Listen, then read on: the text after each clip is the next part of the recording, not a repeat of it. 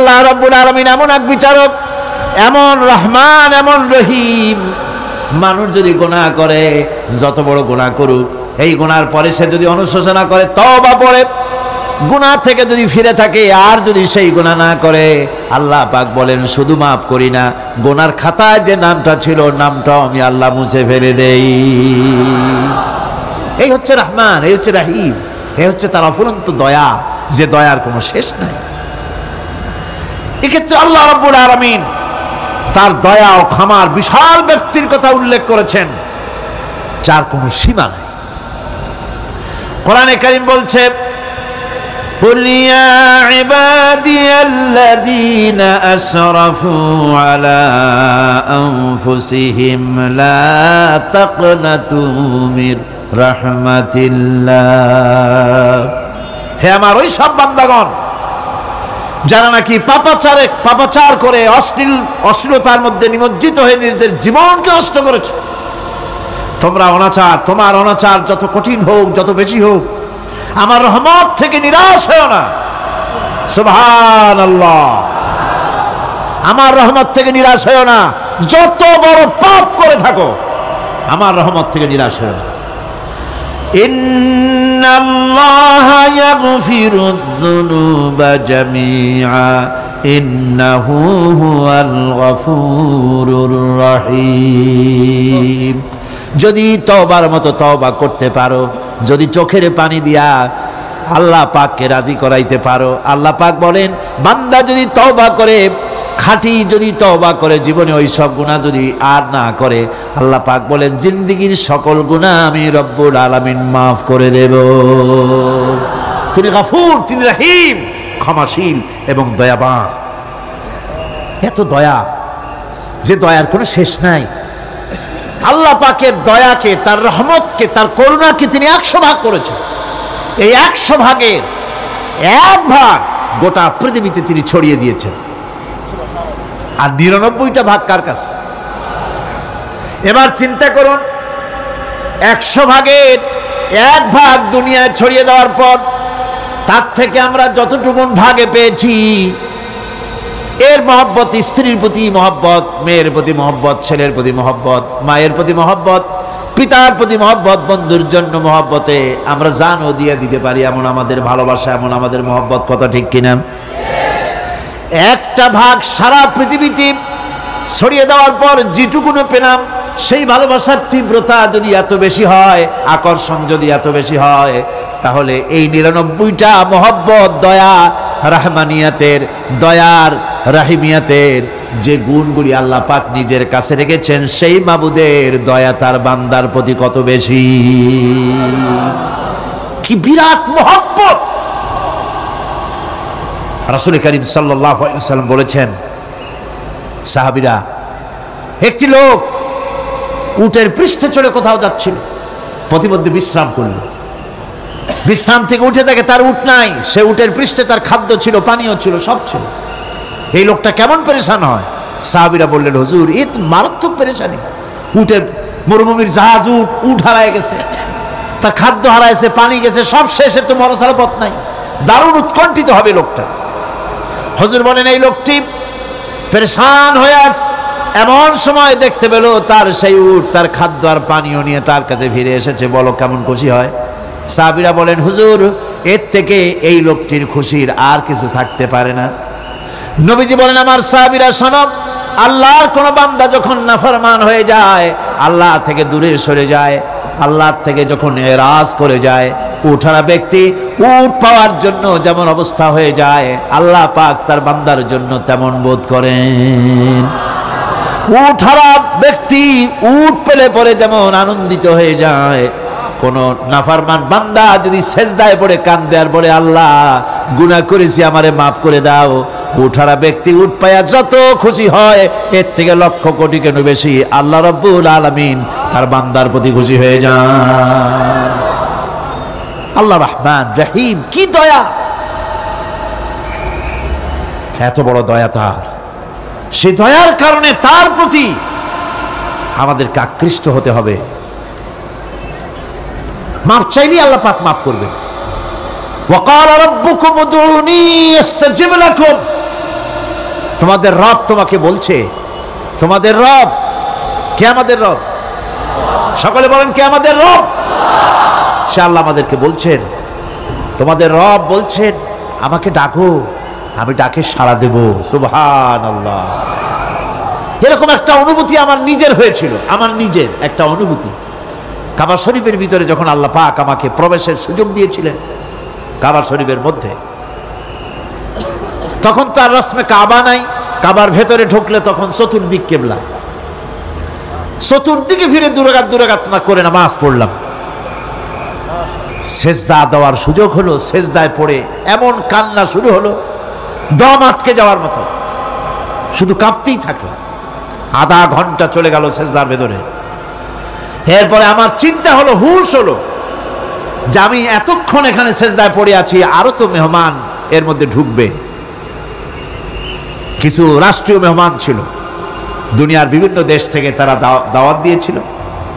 তো সেই মেহমানরা ঢুকতে পারবে না, এর মধ্যে 18-20 জনের বেশি লোক ধরে না।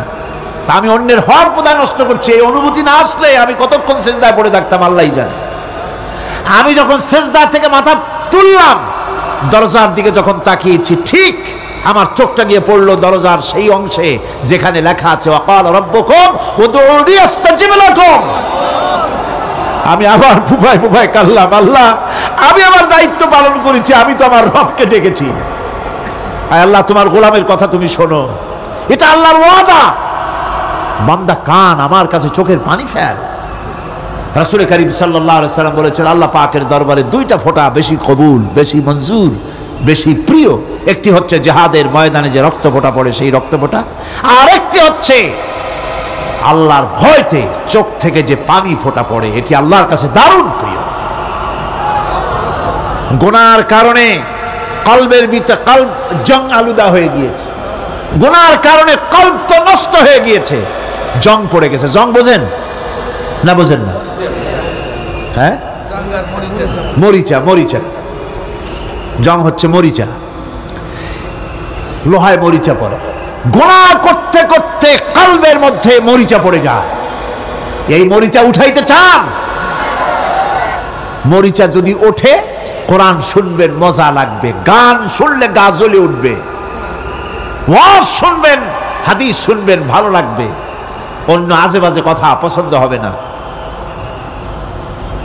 এই কলবের জং যদি উঠে যায়, কোরআন তেলাওয়াত করবেন মজা লাগবে, জিকির করবেন মজা লাগবে, নামাজ পড়বেন মজা লাগবে, আল্লাহ পাকের দরবারে হাত তুলবে তো চোখ থেকে দরদর করে পানি বেরোতে থাকবে। চোখে পানি আসে না, কারণ কলব তো জাঙ্গালুদা হয়ে গিয়েছে, এটা মরিচা পড়ে গিয়েছে। আমি জিজ্ঞেস করতে চাই, কলবের এই জং, এই মরিচা কি আপনারা উঠাতে চান? সেই মরিচা যদি তুলতে চান, তাহলে চোখের পানি ছাড়া আর কিছুই নাই, আল্লাহ পাকের জিকির করতে হবে। আল্লাহ পাকের জিকির হচ্ছে জং উঠিয়ে দেওয়ার জন্য সবচাইতে বড় হাতিয়ার। আর চোখের পানিতে এই জংগুলি ধুয়ে মুছে আল্লাহ পাক সাফ করে দিবেন। কাঁদতে শিখুন, আল্লাহ পাকের দরবারে চোখের পানি ফেলতে চেষ্টা করুন। যাই কিছু করেন না কেন, ভয় পাওয়ার কারণ নাই, নিরাশ হওয়ার কোনো দরকার নাই। আল্লাহ পাক ডেকে বলেছেন, কুল ইয়া ইবাদিয়াল্লাযীনা আসরাফু আলা আনফুসিহিম লা তাকনাতু মির রাহমাতিল্লাহ। আরে আমার আল্লাহর মতো এত ভালো আর কেউ আছে? এত দরদ আর কারো আছে? আমার আল্লাহ বলেন, ও নবী আপনি শোনায় দেন, হে আল্লাহর বান্দারা, তোমরা যারা নিজেদের উপরে বাড়াবাড়ি করেছো, নিজেদের উপরে জুলুম করেছো, অত্যাচার করেছো, আমি আল্লাহর রহমত থেকে নিরাশ হয়ে যেও না। মানুষ যদি অপরাধ করে, বাপের সাথে অপরাধ করেছে, মায়ের সাথে অপরাধ করেছে, মা বাবা সন্তানের চাইতে এত বড় কল্যাণকামী তো আর কেউ নাই, কিন্তু মা বাবা কোনোদিন বলে না আয় আমার ছেলে তোরে মাফ করে দেই, এরকম বলে নাকি? মন চায় ছেলে যদি মাফ চাইতো, খুশি হয়ে মাফ করে দিতাম, কিন্তু কেন যে আসে না, ডাকে না যে আয় মাফ করে দেই। মা বাপ আপনাকে এত ভালোবাসে, সেই মা বাপও আপনাকে বলে না যে আয় মাফ করে দেই। আমার আল্লাহ হচ্ছেন এমন আল্লাহ, আল্লাহ রাব্বুল আলামিন ডাকেন, এ বান্দা খুন করেছিস ফিরে আয়, জিনা করেছিস ফিরে আয়, হত্যা করেছিস ফিরে আয়, চুরি করেছিস ফিরে আয়, কুফরি করেছিস ফিরে আয়, সুদ খেয়েছিস, ঘুষ খেয়েছিস, মদ খেয়েছিস ফিরে আয়, এসে আমার দরবারে চোখের পানি ফেল, আমার দরবারে কাঁদাকাটি কর। ইন্নাল্লাহা ইয়াগফিরুয যুনুবা জামিআ ইন্নাহু হুয়াল গফুরুর রহিম। আমার দরবারে চোখের পানি ফেলে কান, আমি রব্বুল আলামিন জিন্দেগীর গুনাহ মাফ করে দেব। সুবহানাল্লাহ কোন, সুবহানাল্লাহ কোন। আমার কাছে কান, চোখের পানি ফেল। আল্লাহ রাব্বুল আলামিনের কাছে বান্দার দুইটা ফোঁটা বেশি প্রিয়। একটা হলো জিহাদের ময়দানে যে রক্ত ফোঁটা দেওয়া হয়, এটা আল্লাহর কাছে প্রিয়। আর আল্লাহর ভয়তে গুনার জন্য লজ্জা করে অনুশোচনা করে বান্দা যখন চোখের পানি ছেড়ে দেয়, আল্লাহর কাছে এটা অত্যন্ত প্রিয়। নবীজি বলেছেন, বান্দা যখন গুনার ভয়তে, আল্লাহর ভয়তে, জাহান্নামের ভয়তে অনুশোচনা করে যখন চোখ দিয়া পানি ছেড়ে দেয়, ওই চোখের পানি নাকের অর্ধেক আসতে না আসতে আল্লাহ রাব্বুল আলামিন বান্দারে মাফ করে দেয়। আল্লাহ বরদাস্ত করতে পারেন না যে বান্দা কান্দু। আমার ভাইরা, আল্লাহ রহমত, এই পৃথিবীতে আল্লাহ রহমতকে 100 ভাগ করা হয়েছে। আল্লাহ রহমতের কত ভাগ? এই 100 ভাগের 1 ভাগ সারা পৃথিবীতে ছড়াই দেওয়া হয়েছে। আর 99 ভাগ কার কাছে? আল্লাহর কাছে। একটা ভাগ দুনিয়া ছড়ানো হয়েছে আদম আলাইহিস সালাম থেকে নিয়ে এই পর্যন্ত, এখান থেকে নিয়ে কিয়ামত পর্যন্ত পৃথিবীতে যত মানুষ আসবে, যত প্রাণী আসবে, তাদের মধ্যে প্রাণী জগতেও গাবি তার বাছুরকে ভালোবাসে ঠিক কিনা, হাতি তার বাচ্চাকে ভালোবাসে ঠিক কিনা, মুরগি তার বাচ্চাকে ভালোবাসে কিনা, প্রত্যেক মাই তার সন্তানকে ভালোবাসে মানুষের মতো। এই ভালোবাসা, স্নেহ, এই মমতা, এই করুণা, এই মহব্বত একটা ভাগ দুনিয়ায় দেওয়ার পর আপনি আর আমি যতটুকুন ভাগে পেয়েছি, সেই মহব্বতে, স্ত্রীর মহব্বতে অস্থির, মায়ের মহব্বতে অস্থির, সন্তানের মহব্বতে অস্থির। এখন চিন্তা করেন, একটা ভাগ সারা পৃথিবীতে বিতরণ করার পর যেটুক পেয়েছি, তাতে যদি এত মহব্বত হয়, তাহলে এর 99 ভাগ মহব্বত যে আল্লাহর কাছে জমা আছে, এই বান্দার জন্য তার কত মহব্বত, এই বান্দার জন্য কত করুণা তার, কত মহব্বত তার, কত দয়া তার। এজন্য আল্লাহ রাব্বুল আলামিন বলেছেন, নাব্বি ইবাদি আন্নী আনাল গফুরুর রহিম। ও আমার নবী, সুসংবাদ দিয়ে দাও, বান্দাদেরকে শোনায় দাও যে আমি আল্লাহ তাআলা ক্ষমাশীল আর দয়াবান। হুজুর কাঁদতেছিলেন, হযরত ওমর রাদিয়াল্লাহু তাআলা আনহু এসে দেখেন হুজুর একা কাঁদতেছে। হুজুর জিজ্ঞেস করছেন, হযরত ওমর জিজ্ঞেস করলেন, হুজুর আপনি কাঁদেন কেন একা একা? হযরত ওমর বলেন, আমি যখন প্রশ্ন করলাম, নবীজি বললেন, আমার কাছে কিছু আগে জিবরাইল এসেছিলেন। জিবরাইল এসে আমাকে বললেন, আল্লাহ পাক বলেছেন, হে আমার নবী, ইসলামের ভিতরে থেকে যে সমস্ত মানুষগুলো ইসলামের ভিতরে থেকে চুল আর দাড়ি পাকায় দিছে, কিয়ামতের দিন এই লোকগুলারে আমি শাস্তি দিতে আমার শরম হবে। হযরত ওমর বলেন, হুজুর উম্মতের জন্য কত বড় খোশ খবর এটা, আর আপনি কাঁদতেছেন। হুজুর বলেন, ওমর তুমি জানো না, আমার কান্নার কারণ ভিন্ন। আমার কান্নার কারণ হলো যে আল্লাহ রাব্বুল আলামিন কিয়ামতের দিন দাড়ি চুল পাকা বান্দারে শাস্তি দিতে শরম করবেন। সেই দাড়ি চুল পাকা বান্দাগুলি আল্লাহর সাথে নাফরমানি করতে শরম করে না। আমি এই লজ্জায় কাঁদতেছি। ভাইরা, হুজুর আল্লাহ পাক বলেন, ও আমার নবী, রাতের আধারে যখন একটা বুড়া আমার দরবারে হাত উঁচু করে, একটা বুড়া মানুষ রাতের আধারে যখন আমার দরবারে হাত উঁচু করে, আর যখন বলতে থাকে রব্বুল আলামিন, আমার পেছনের জীবনটা বড় খারাপ করেছি, এমন কোন কাজ জীবনে করি নাই যা তোমার কাছে কিছু দাবি করতে পারি, সব রকমের নাফরমানি করেছি, আজ আমি বুড়া হয়ে গেছি, কামাই করতে পারি না, ছেলে আমাকে চোখে দেখতে পারে না, পুত্রবধূ আমাকে ঘরে জায়গা দেয় না, আমার স্ত্রী আমাকে দেখতে পারে না, রোজগার করতে পারি না, হাঁটতে পারি না, চলতে পারি না, সবার কাছে আমি তিতা হয়ে গেছি, আমি দাঁড়াতে পারি না, কোমরে ব্যথা পাই, হাঁটুতে ব্যথা পাই, চলতে পারি না, কানে শুনতে পাই না, চোখে দেখতে পারি না, আর তোমার কাছে কিছু চাইয়া নেব এমন ভালো কাজও করি নাই। এইভাবে যখন বান্দা কাঁদতে থাকে আমার দরবারে, ও আমার হাবিব আমার রহমতের দরিয়ায় জোশ মেরে যায়, আমার শরম হয় এই বুড়াটারে কেমনে খালি হাতে ফিরাইয়া দেই। সুবহানাল্লাহ, সুবহানাল্লাহ। আমার আল্লাহর এত দয়া, আমার আল্লাহর এত মায়া, এত মোহাব্বত। আমার আল্লাহ রাব্বুল আলামিন বলেন, ওয়াইযা সালাকা ইবাদি আন্নী ফাইন্নী করিব। আমার হাবিব, আমার বান্দা আমার ব্যাপারে প্রশ্ন করে, আমি বান্দার একদম নিকটে।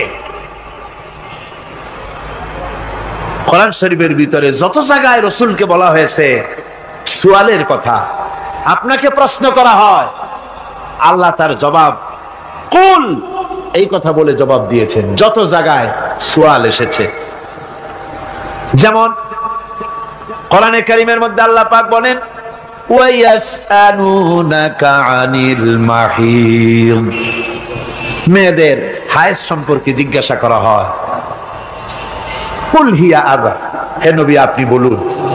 এভাবে করে কুল দিয়ে জবাব দেওয়া হচ্ছে। আবার প্রশ্ন করা হচ্ছে, ওয়ায়াসআলুনাকা আনিল আনফাল, এই গনিমতের মাল সম্পর্কে হুজুর আপনাকে, হে নবী আপনাকে প্রশ্ন করা হয়। আল্লাহ কুল দিয়া জবাব দিলেন, আল্লাহ বলেন আপনি বলেন। ওয়ায়াসআলুনাকা আনিল খামরি ওয়াল মাইসির, আল্লাহ পাক বলেন নবী আপনারে প্রশ্ন করা হয়, কুল ফীহিমা ইসমুন কাবীর, আল্লাহ কুল দিয়া বললেন তুমি বলো।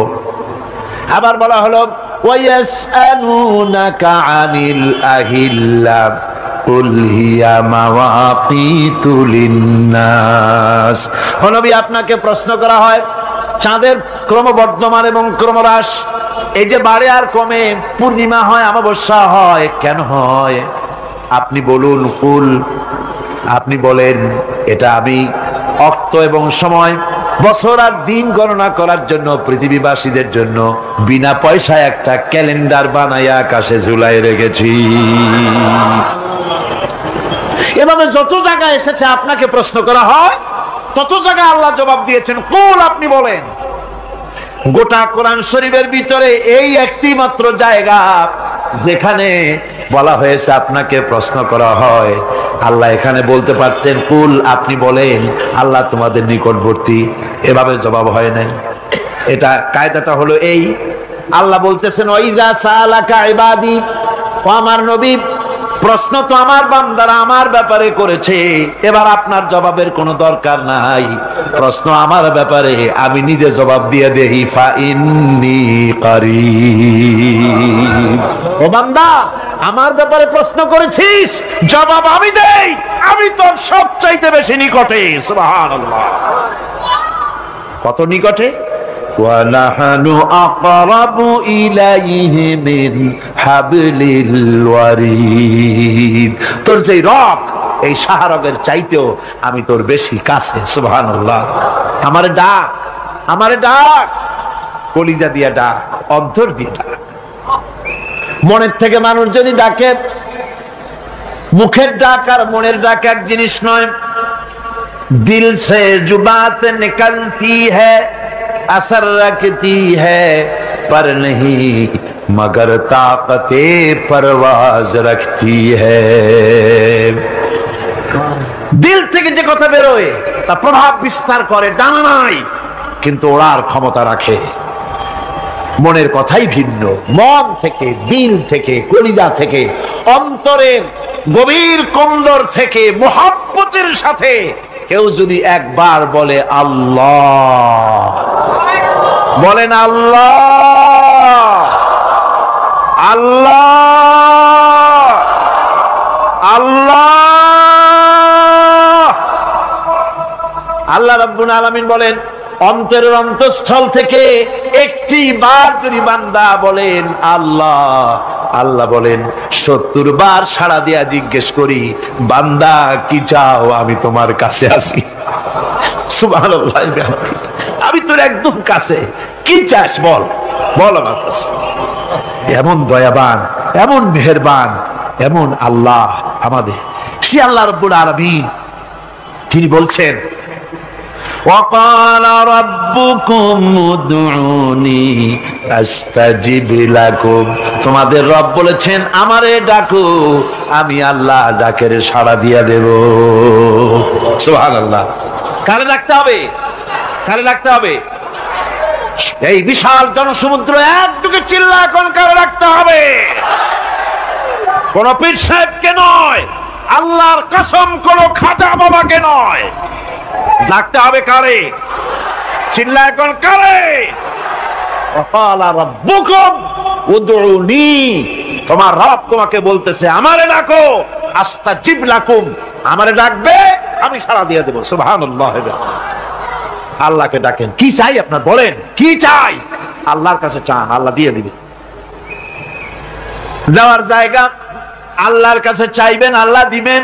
দেওয়ার জায়গা, চাওয়ার জায়গা হলো সেজদায় পড়ে যাবেন। আমার ভাইয়েরা, জায়গাটা চিনায় দিলাম। মাজারে যাওয়া লাগবে না, কবরে যাওয়া লাগবে না। 2 রাকাত নামাজ পড়ে সেজদায় পড়ে গিয়া যত বিপদ আছে, মুসিবত আছে, সেজদার মধ্যে চোখের পানি ছেড়ে দেন আর কেন্দে কেন্দে জীবনের কথা বলেন। আল্লাহ রাব্বুল আলামিন আপনার আওয়াজ শুনবেন আর দোয়া কবুল করে নিবেন। কাঁদতে হবে আল্লাহর কাছে। কার কাছে? আল্লাহর কাছে। সুম্মা ইস্তাগফিরুল্লাহ, আর এরপরে সে যদি আমি আল্লাহর কাছে ক্ষমা চাই, ইয়াজিদিল্লাহ গফুরার রহিমা, সে আমি আল্লাহকে গফুর এবং রহিম হিসাবে পাবে। সুবহানাল্লাহ। আল্লাহকে গফুর এবং রহিম হিসাবে পাওয়া যাবে। সব আল্লাহকে বলতে হবে, গুনাহ মাফ চাইতে হবে। এই জন্য হুজুর সাল্লাল্লাহু আলাইহি ওয়াসাল্লাম দৈনিক 100 বার তওবা পড়তেন। কোন হাদিসে আছে 70 বার, কোন হাদিসে আছে 100 বার তওবা পড়তেন। নামাজের পরে তো প্রত্যেক নামাজই পড়তেন হুজুর, সালাম ফিরাতেন আর সাথে সাথে বলতেন আল্লাহু আকবার, আস্তাগফিরুল্লাহ, আস্তাগফিরুল্লাহ, আস্তাগফিরুল্লাহ। মনে থাকবে আপনাদের? মনে থাকবে? সালাম ফিরাইয়া কি বলবেন? না, সালাম ফিরাবার সাথে সাথে বলবেন আল্লাহু আকবার, তারপরে পড়বেন আস্তাগফিরুল্লাহ, আস্তাগফিরুল্লাহ, আস্তাগফিরুল্লাহ। তওবা করবেন, আল্লাহর কাছে সবসময় গুনাহ মাফ চাইতে থাকবেন, বিনীত থাকবেন। আল্লাহকে পাওয়া যাবে, তাকে রহিম হিসেবে পাওয়া যাবে। সুতরাং ঈমান বিল্লাহ, আল্লাহর প্রতি ঈমান আনলে পরে 4 নম্বরের যে উপকারটা হবে সেটা হলো হতাশায় ভুগবে না, নিরাশায় ভুগবে না, আশায় বুক বেঁধে উঠবে, ঈমান মজবুত হবে, আল্লাহর কাছে মানুষ বিনয়ী হয়ে যাবে। এবার 5 নম্বরের উপকার আমি বলছিলাম, ঈমান বিল্লাহ, আল্লাহর প্রতি ঈমান আনলে পরে অসংখ্য উপকার হয়, অসংখ্য বৈশিষ্ট্য আছে। এর 6টা উপকারের কথা আমি বলবো। কয়টা? অসংখ্য উপকারের ভিতরে প্রধান 6টি উপকারের কথা বলবো। এর বললাম কয়টা? 4টে বলেছি। এবার বলো 5ম উপকারের কথা।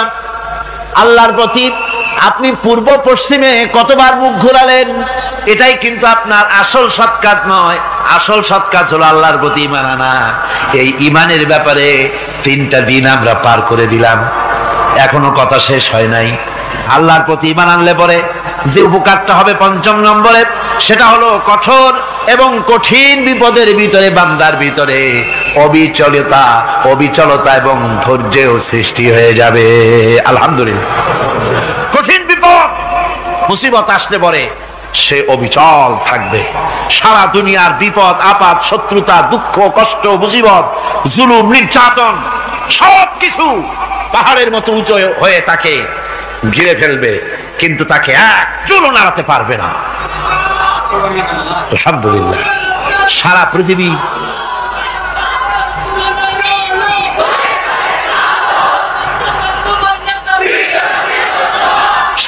করে দেবে একদিকে, আর সে একা একদিকে থাকবে। বিরোধিতা তো হবেই, বিপদ তো আসবে।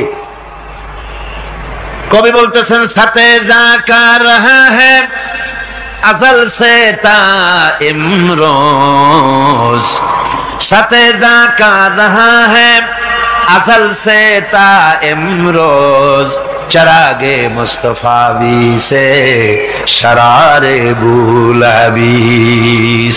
সে আবহমান কাল থেকে শুরু করে মুস্তাফা সাল্লাল্লাহু আলাইহি ওয়াসাল্লামের দীপ শিখার সাথে আবু জাহেল আবু লাহাবের অগ্নিস্ফুলিঙ্গের টক্কর লেগেই আছে। রাসূলুল্লাহ আল্লাহর দেওয়া এই বিধান, এই দ্বীনের বাতিটা টিম টিম করে জ্বলেছে। আর গোরকি টর্নেডো হাজার হাজার মাইল বেগে, হেরিকেন এসেছে, গোরকি এসেছে, টর্নেডো এসেছে, টাইফুন এসেছে, কিন্তু এই আলো নিবাইতে পারে নাই। সুবহানাল্লাহ, এই আলো নিবাতে পারে নাই। এই শত্রুতা চিরকালের, নিবাতে পারবে না। কারণ হচ্ছে আল্লাহ রাব্বুল আলামিন বলেছেন ইউরিদুনা লিয়ুতফিউ নূরাল্লাহি বিআফওয়াহিহিম ওয়াল্লাহু মুতিম্মু নূরিহি ওয়ালাউ কারিহাল কাফিরুন। ওরা চায় মুখের ফু দিয়ে আমার আলোকে নিভিয়ে দেবে, কিন্তু আমি আমার আলোকে পূর্ণতা দান করব, তাতে কাফের বেঈমানদের কলজায় যত জ্বালা যন্ত্রণা হোক আমার দ্বীন কেউ মিটাই দিতে পারবে না। সুবহানাল্লাহ। সুতরাং বিপদে অবিচলতা আসবে, সে অটল হবে, মজবুত হবে। কোরআনে কারীম বলতেছে ওয়া কাযালিকা জাআলনা লিকুল্লি নাবিয়্যিন আদুওয়াম মিনাল মুজরিমিন। এই পৃথিবীতে এমনি করে আমি সকল নবীদের শত্রু বানিয়েছি, সব পাপিষ্ঠ অপরাধীদেরকে। নবীদের সাথে বিরোধিতা করেছে কারা? পাপিষ্ঠরা, অপরাধীরা। আজও খুঁজে দেখেন, আজও ইসলামী আন্দোলনের বিরোধিতা যারা করে সবগুলি কি পাপিষ্ঠ? সত্য কি না কর? ইসলামী আন্দোলনের বিরোধিতা যারা করে হিসাব করে, চোখ দিয়ে তাকায় দেখেন, খুঁজে দেখেন তাদের নামগুলি। মদখোর, জিনাকার, বদমাশ, চোর, হাইজাকার, বেনামাজি, লুটেরা, মিথ্যাবাদী, সবচাইতে সমাজের নিকৃষ্ট লোকগুলি ইসলামের বিরোধিতা করে।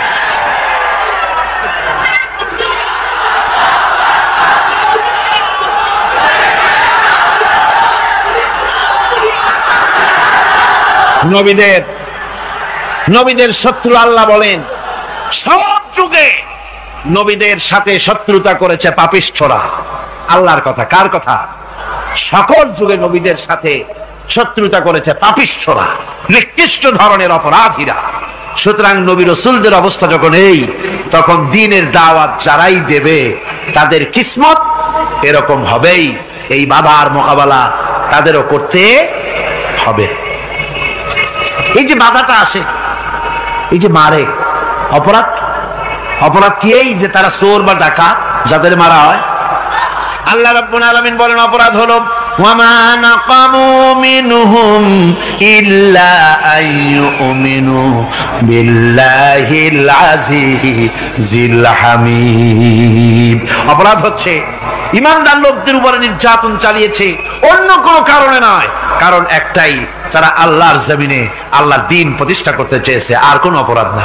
জমিন আল্লাহর, জমিন কার? এই বিশাল জনসমুদ্র গর্জে উঠুন একযোগে, বলুন জমিন কার? আইন চলবে কার?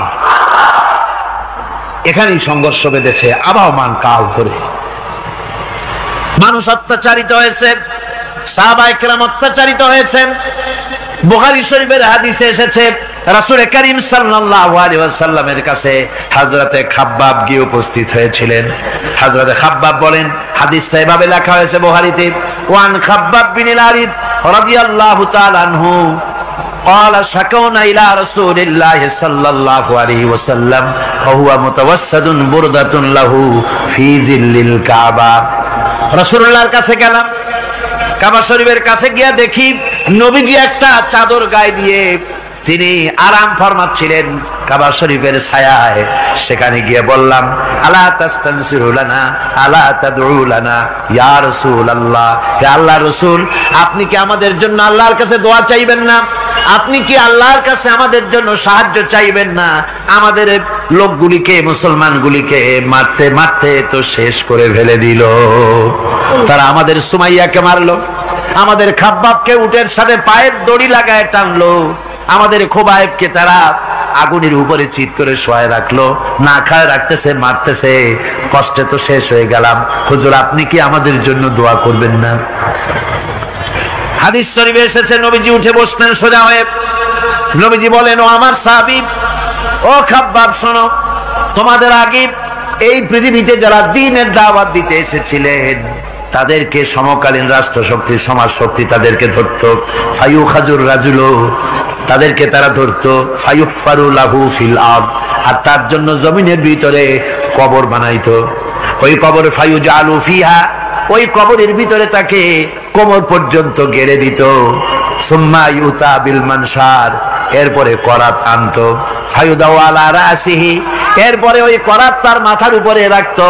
ফায়ুজালু নিসফাইন, এরপরে করাত দিয়া চিরে জীবিত মানুষটারে দ্বিখণ্ডিত করে ফেলে দিত। মা ইয়াসুদ্দুহু যালিকা আন দীনিহি, ও আমার খাব্বাব, এত কষ্ট দেওয়ার পরেও সেই যুগের কোন মুসলমানকে, দ্বীনের দায়ীদেরকে আল্লাহর দ্বীন থেকে এক চুলো তারা সরাই দিতে পারে নাই, এক চুলো সরাতে পারে নাই। ওয়াল্লাহি, ও খাব্বাব, আমি আমার আল্লাহর নামে কসম করে বলছি, লা ইউতাম্মান্নাল্লাহু হাযাল আমরা হাত্তা ইয়াসিরার রাকিবু মিন সানা ইলা হাযরামাউত। আমি কসম করে বলি, আল্লাহ রাব্বুল আলামিনের এই সানা থেকে হাজারামত পর্যন্ত লোকেরা যাতায়াত করবে, সুন্দরী রমণীরা গমন করবে, সদাগরেরা যাতায়াত করবে, টাকা নিয়া পয়সা নিয়া যাতায়াত করবে। তাদের মনের মধ্যে লুটের ভয়, টাকার ভয়, চুরির ভয়, ডাকাতির ভয়, জেনার ভয়, হত্যার ভয়, ধর্ষণের ভয়, কোন ভয় থাকবে না। লা ইয়াখাফু ইল্লাল্লাহ, আল্লাহ ছাড়া কোনো ভয় থাকবে না। এমন একটা সমাজ, এমন একটা সময় আসবে। ওয়ালাকিন্নাকুম তাস্তাজিলুন, অথচ খুব তাড়াহুড়ো তোমরা করতেছো। তাড়াহুড়ো করো না, সময় আসবে ইনশাআল্লাহ। আমার ভাইয়েরা, আমার বন্ধুগণ, কঠিন বিপদে অবিচলতা এবং ধৈর্যের দৃষ্টান্ত রেখে গেছেন আম্বিয়া আলাইহিমুস সালাম। সুবহানাল্লাহ। কঠিন বিপদে অবিচলতা, দৃঢ়তা, ধৈর্য কারে বলে, তার দৃষ্টান্ত কারা রেখেছেন? আম্বিয়া আলাইহিমুস সালাম। ওনারাই আমাদের আদর্শ, নবীরাই আদর্শ। আল্লাহ পাক মুসা আলাইহিস সালাম যখন এই দৃঢ়তা দেখালেন, এই অবিচলতা দেখালেন, সঙ্গে সঙ্গে জিবরাইল এসে হাজির হয়ে গেলেন। আল্লাহ পাক বলেন, ফাআওহাইনা ইলা মূসা আন আদরিব বিআসাকাল বাহরা ফানফালাকা ফাকানা কুল্লু ফিরকিন কাত্তাউদিল আযীম। মূসা আলাইহিস সালামকে আমি ওহী নাযিল করলাম, তাকে বললাম, হাতে যে লাঠি আছে, এই লাঠি দিয়ে আঘাত করো দরিয়ার উপরে। দরিয়ার উপরে আঘাত করলেন, একটা রাস্তা হয় নাই, 12টা রাস্তা তৈরি হয়ে গেল। আর দেওয়ালগুলা পাহাড়ের মতো উঁচা হয়ে গেল। দরিয়ার ভিতরে পাহাড়ের মতো উঁচা, মজবুত 12টা রাস্তা। এবার মুসা আলাইহিস সালাম তার দলবল নিয়ে চললেন। আল্লাহ রাব্বুল আলামিন বলেন, وأنجينا موسى ومن معه أجمعين। মুসা এবং তার সাথী সঙ্গীদেরকে আমি পার করে দিলাম। মুসা আলাইহিস সালাম এবং তার সাথী সঙ্গী নিয়ে যখন দরিয়ার মাঝখানে আসছে, ফেরাউন তার দলবল নিয়ে এসে গেছে। আসে দেখে নদীর মধ্যে রাস্তা। বাবা, উক্ত কায়দা! ও মনে করছে ওর বাজানের তৈরি করা ডিস্ট্রিক্ট বোর্ডের রাস্তা। ওর লোকজন নিয়ে নেমে গেছে দরিয়ার ভিতরে, ও আসছে মাঝখানে, মুসা আলাইহিস সালাম চলে গেছেন ওপার, দরিয়া পার। মাঝখানে যখন এসে গেল, আল্লাহ রাব্বুল আলামিন পানিকে অর্ডার করলেন, কুন। আল্লাহ তো বটন টেপা লাগে না, মুখ দিয়া কোনো হুকুম করা লাগে না, শুধু বলেন কুন, যে ব্যাপারে কুন বলেন ফায়াকুন, সাথে সাথে হয়ে যায়। আল্লাহ বললেন কুন, আর অমনি রাস্তা বন্ধ হয়ে গেল। এবার তুফান শুরু হয়েছে নদীতে, ঢেউয়ের উপরে ঢেউ, মৌজুন কাল জিবাল, পাহাড়ের মতো উঁচু হয়ে হয়ে ঢেউ আসতেছে। দলবল ঘোড়া আর অস্ত্রপাতি যা ছিল সব মরিয়া শেষ। এবার ফেরাউন একা উপরে ওঠে আর নিচে নামে, পানি খেতে খেতে পেটের কাম সারা, জনমের খাওয়া খাইছে পানি। এখন জান যা, বাঁচবার আর উপায় না, বাঁচবার আর উপায় নাই। ফেরাউন তার নিজের জীবন সম্পর্কে হতাশ হয়ে গেল। এবার ফেরাউন বলতেছে, আমানতু আন্নাহু লা ইলাহা ইল্লাল্লাযী আমানাত বিহি বানু ইসরাঈল। আমি ঈমান আনলাম, আমি ঈমান আনলাম আল্লাহ ছাড়া কোন ইলাহা নাই। ওই আল্লাহর উপর ঈমান আনলাম যে আল্লাহর উপর ঈমান এনেছে বনি ইসরাঈলেরা। আল্লাহ যাতে ঠিক পায় যে কোন আল্লাহর উপর ঈমান আনছে। বনি ইসরাঈলের আল্লাহর উপর ঈমান আনলাম। আল্লাহ এই তো মুসলমান হয়ে গেছি, এরপরও আমার সুবাও কেন? আল্লাহ রাব্বুল আলামিন জবাবে বলেন, আল আন, এখন ওয়াকাদ আসাইতা ক্বাবলু ওয়া কুনতা মিনাল মুফসিদিন। এখন ঈমান আনার কথা বলছো, অথচ যুগের পর যুগ, বছরের পর বছর ধরে আমার মানুষের উপরে মন গড়া আইন চালায়েছো, আমার পয়গম্বরের সাথে বেয়াদবি করেছো।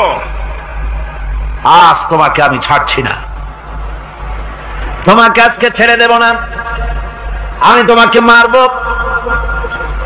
আর সমস্ত প্রাণীগুলিকে, স্থলচর প্রাণীগুলিকে আল্লাহ পাক অর্ডার দিয়া দিলেন, এই ফেরাউনের লাশকে ডুবাবি না, পচাবি না, খাবি না। আলিয়াউমা নুনাজ্জিকা বিবাদানিক, আমি তোমার শরীরে বাঁচায় দেব।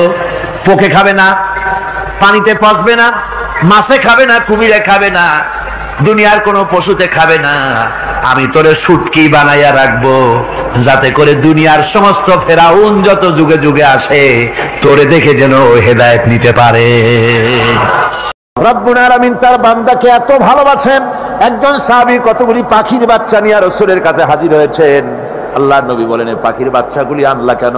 সাহাবী বলেন, হুজুর এই পাখির বাসাটা ভেঙে গিয়েছিল, বাচ্চাগুলি যখন ধরলাম ওর মা আমার মাথার উপরে ঠোকরাতে লাগলো, সে নিজের জীবনের মায়াকে উপেক্ষা করে বাচ্চাগুলিকে হেফাজত করার জন্য আমার উপরে ঝাঁপিয়ে পড়লো। আমি নিয়ে এসেছি এখানে, এই দেখুন ঘরের মধ্যে ঢুকেছে, এখানেও এই পাখিটা এসেছে। আমি রাসূলকে দেখাতে এলাম প্রাণী জগতে মায়ের সন্তানের প্রতি কত মায়া, সেটা দেখাতে এলাম। আল্লাহর নবী বলেন, ও সাহাবী, প্রাণী জগতে সন্তানের প্রতি মায়ের কতটুকু মহব্বত তুমি তাই আমাকে দেখাতে এসেছো। শোনো, এই প্রাণী জগতে সন্তানের প্রতি মায়ের যত মহব্বত, তার চাইতে লক্ষ কোটি গুণে বেশি মহব্বত বান্দার প্রতি আল্লাহ রব্বুল আলামিনের। মহব্বতকে, করুণাকে, রহমতকে, ভালোবাসাকে 100 ভাগ করা হয়েছে। 100 ভাগ করে 99 ভাগ আল্লাহ নিজের কাছে রেখেছেন, আর একটা ভাগ তামাম পৃথিবীর প্রাণী জগতে আল্লাহ ছড়াই দিয়েছেন। একটা ভাগ দিয়েছেন সারা দুনিয়ায় প্রাণী জগৎ, সেই একটা ভাগে এই শত সহস্র কোটি প্রাণীর মধ্যে যেটুকুন আমরা পাইছি, এতটুকুন মহব্বতে সন্তানের জন্য কলিজায়, সন্তানের কোনো অকল্যাণ হলে কলিজায় পানি থাকে না, সন্তানের কোনো অসুবিধা হলে বা মা বাপের কষ্ট হলে বা কারো কোনো কষ্ট হলে আমরা এই ধরনের আমাদের অবস্থা সৃষ্টি হয়ে যায়। এক ভাগ তামাম পৃথিবীর সমস্ত প্রাণী জগতে ছড়ায় দেওয়ার পর আমাদের অবস্থা যদি এই হয়, তাহলে 99 ভাগ রহমত যার কাছে, বান্দার প্রতি তার মহব্বত কতখানি। সাহাবায়ে কেরামদের সঙ্গে রোমকদের লড়াই হতেছে, রোমক সৈন্যরা যুদ্ধে জিততে পারতেছে না কিছুতেই। এরপরে তারা গোয়েন্দা বিভাগের লোক পাঠায় দিল, এদের সঙ্গে জিততে পারি না কেন, একটু খুঁজে দেখে আসো রাত্রে এরা করেটা কি। গোয়েন্দা বিভাগের লোক সারা রাত ঘুরে ঘুরে তারপরে এসে রিপোর্ট করলো।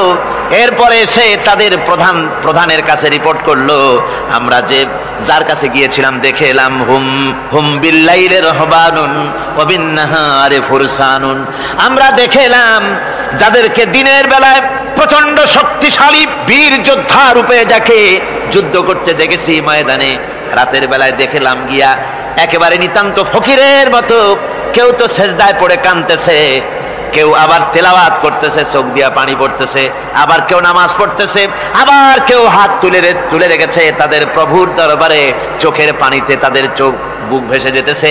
সারাটা রাত তেলাওয়াত আর সেজদা আর নামাজের মধ্যে তারা এভাবে কাটিয়ে দিয়েছে। সেনাপতি এই রিপোর্ট শোনার পরে বললেন, ও গোয়েন্দা বিভাগের লোকেরা, আমার রোমক সৈন্যরা শোনো, যে জাতির নৈতিক মান এত উচ্চে, ওই জাতির সঙ্গে যুদ্ধ করা মানে আমাদের আত্মহত্যা করার শামিল।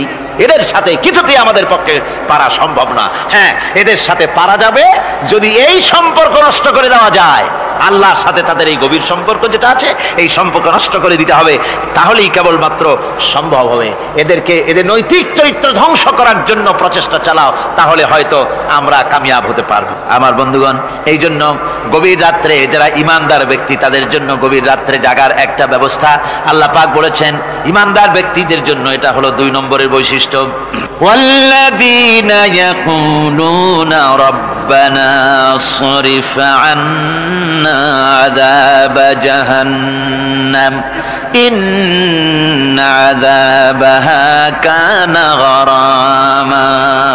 রহমানের বান্দার, খাঁটি বান্দার 3 নম্বরের বৈশিষ্ট্য হচ্ছে তারা আল্লাহ রব্বুল আলামিনের দরবারে হাত তুলে ফরিয়াদ জানায়, আল্লাহর কাছে মোনাজাত করে, আল্লাহ রব্বুল আলামিনকে বলে, আয় আল্লাহ, হে আমার প্রভু, আয় আমার রব, জাহান্নামের আগুন থেকে দয়া করে আমারে বাঁচাও। জোরে বলেন আমিন, জোরে বলেন আমিন। জাহান্নামের বর্ণনা আমরা এই মাহফিলে করেছি, করি নাই? মনে আছে? দারুণ কঠিন জায়গা, অত্যন্ত কঠিন জায়গা, মারাত্মক জায়গা জাহান্নাম। ওই জাহান্নামের জন্য আল্লাহর কাছে কাঁদতে হবে, মাপ চাইতে হবে জাহান্নাম থেকে। মুমিন ব্যক্তির 3 নম্বরের বৈশিষ্ট্যই তাই। সে বলবে, রব্বানা সরিফ আন্না আযাব জাহান্নাম ইন্না আযাবাহা কানা গরামা। আয় আল্লাহ, তোমার জাহান্নামের শাস্তি থেকে তোমার কাছে মাপ চাই। আল্লাহ পাক বলেন, এই জাহান্নামের শাস্তি বড়ই প্রাণান্তকার হবে।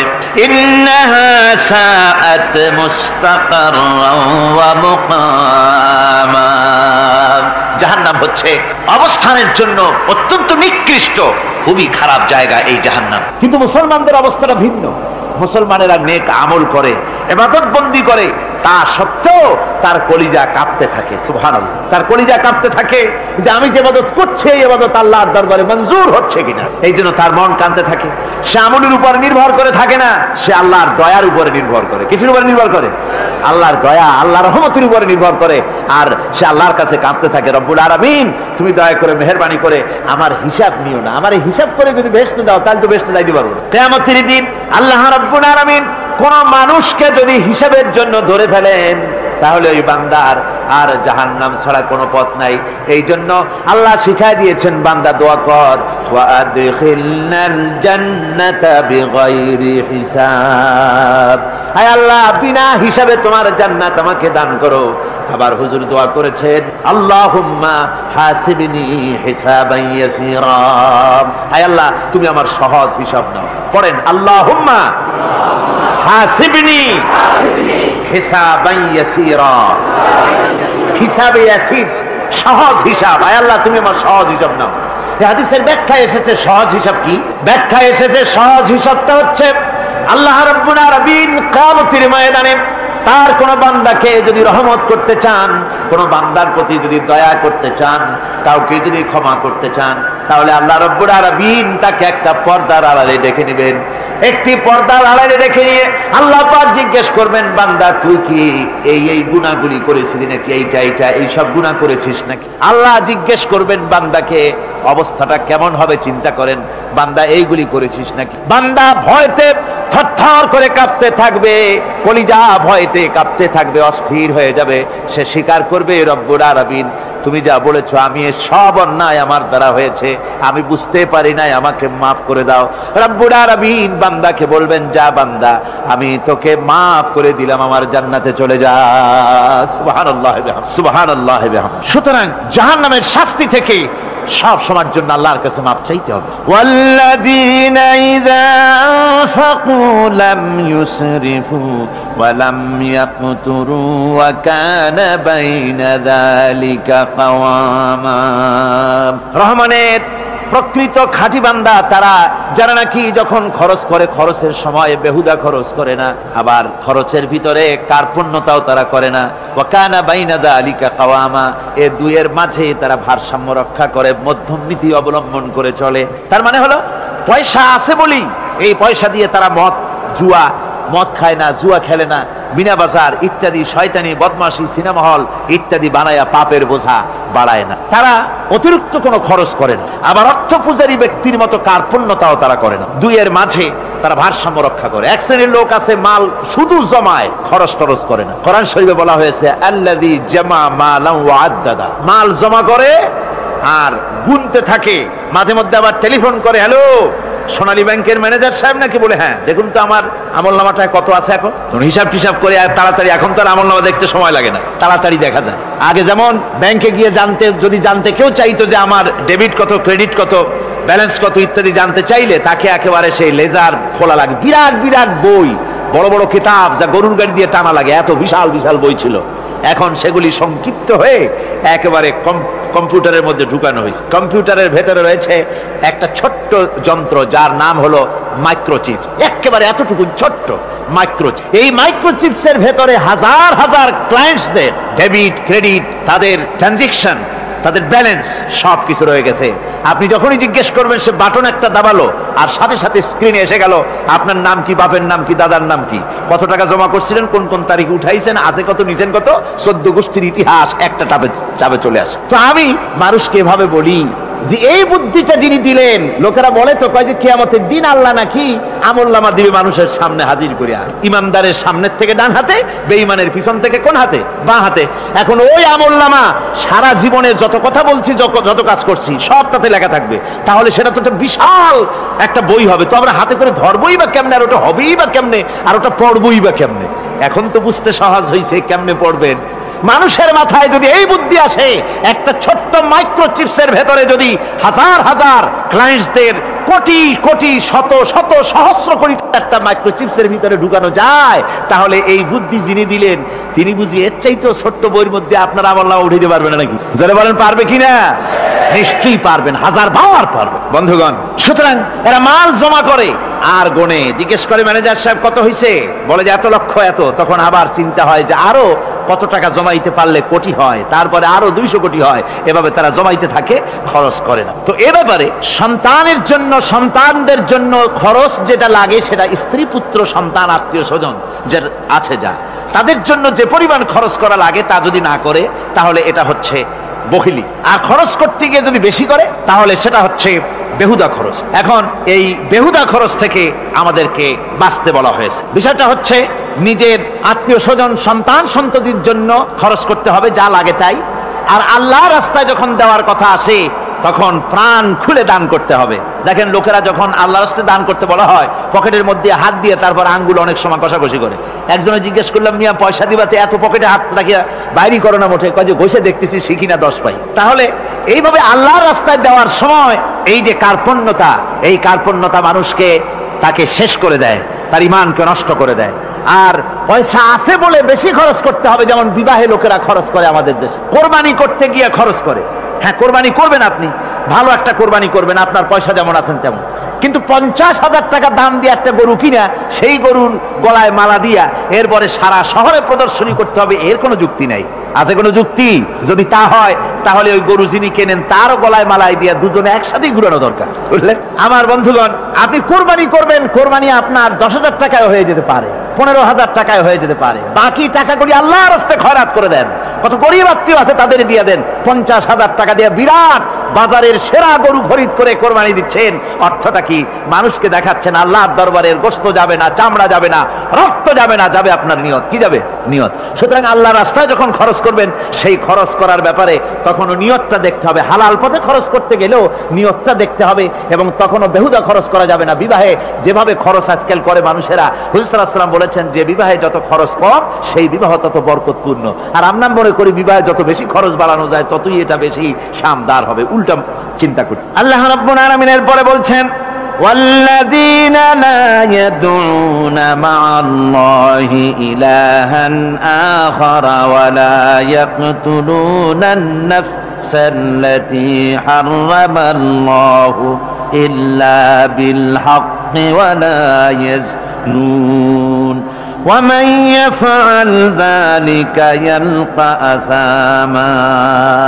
আর রহমানের খাঁটি বান্দা যারা, তাদের পঞ্চম নম্বরের বৈশিষ্ট্য হচ্ছে যে তারা আল্লাহর সাথে, আল্লাহকে বাদ দিয়ে অন্য কাউকে ইলাহা বলে, মাবুদ বলে ডাকে না। এই ব্যাপারেও ব্যাখ্যা আমরা এই মাহফিলে দিয়েছি, মনে আছেন আপনাদের? আল্লাহ ছাড়া অন্য কাউকে ইলাহা বলে ডাকা যাবে না। ওয়ালা ইয়াকতুলুনা আন-নাফসাল্লাতী হারামাল্লাহু ইল্লা বিল হক।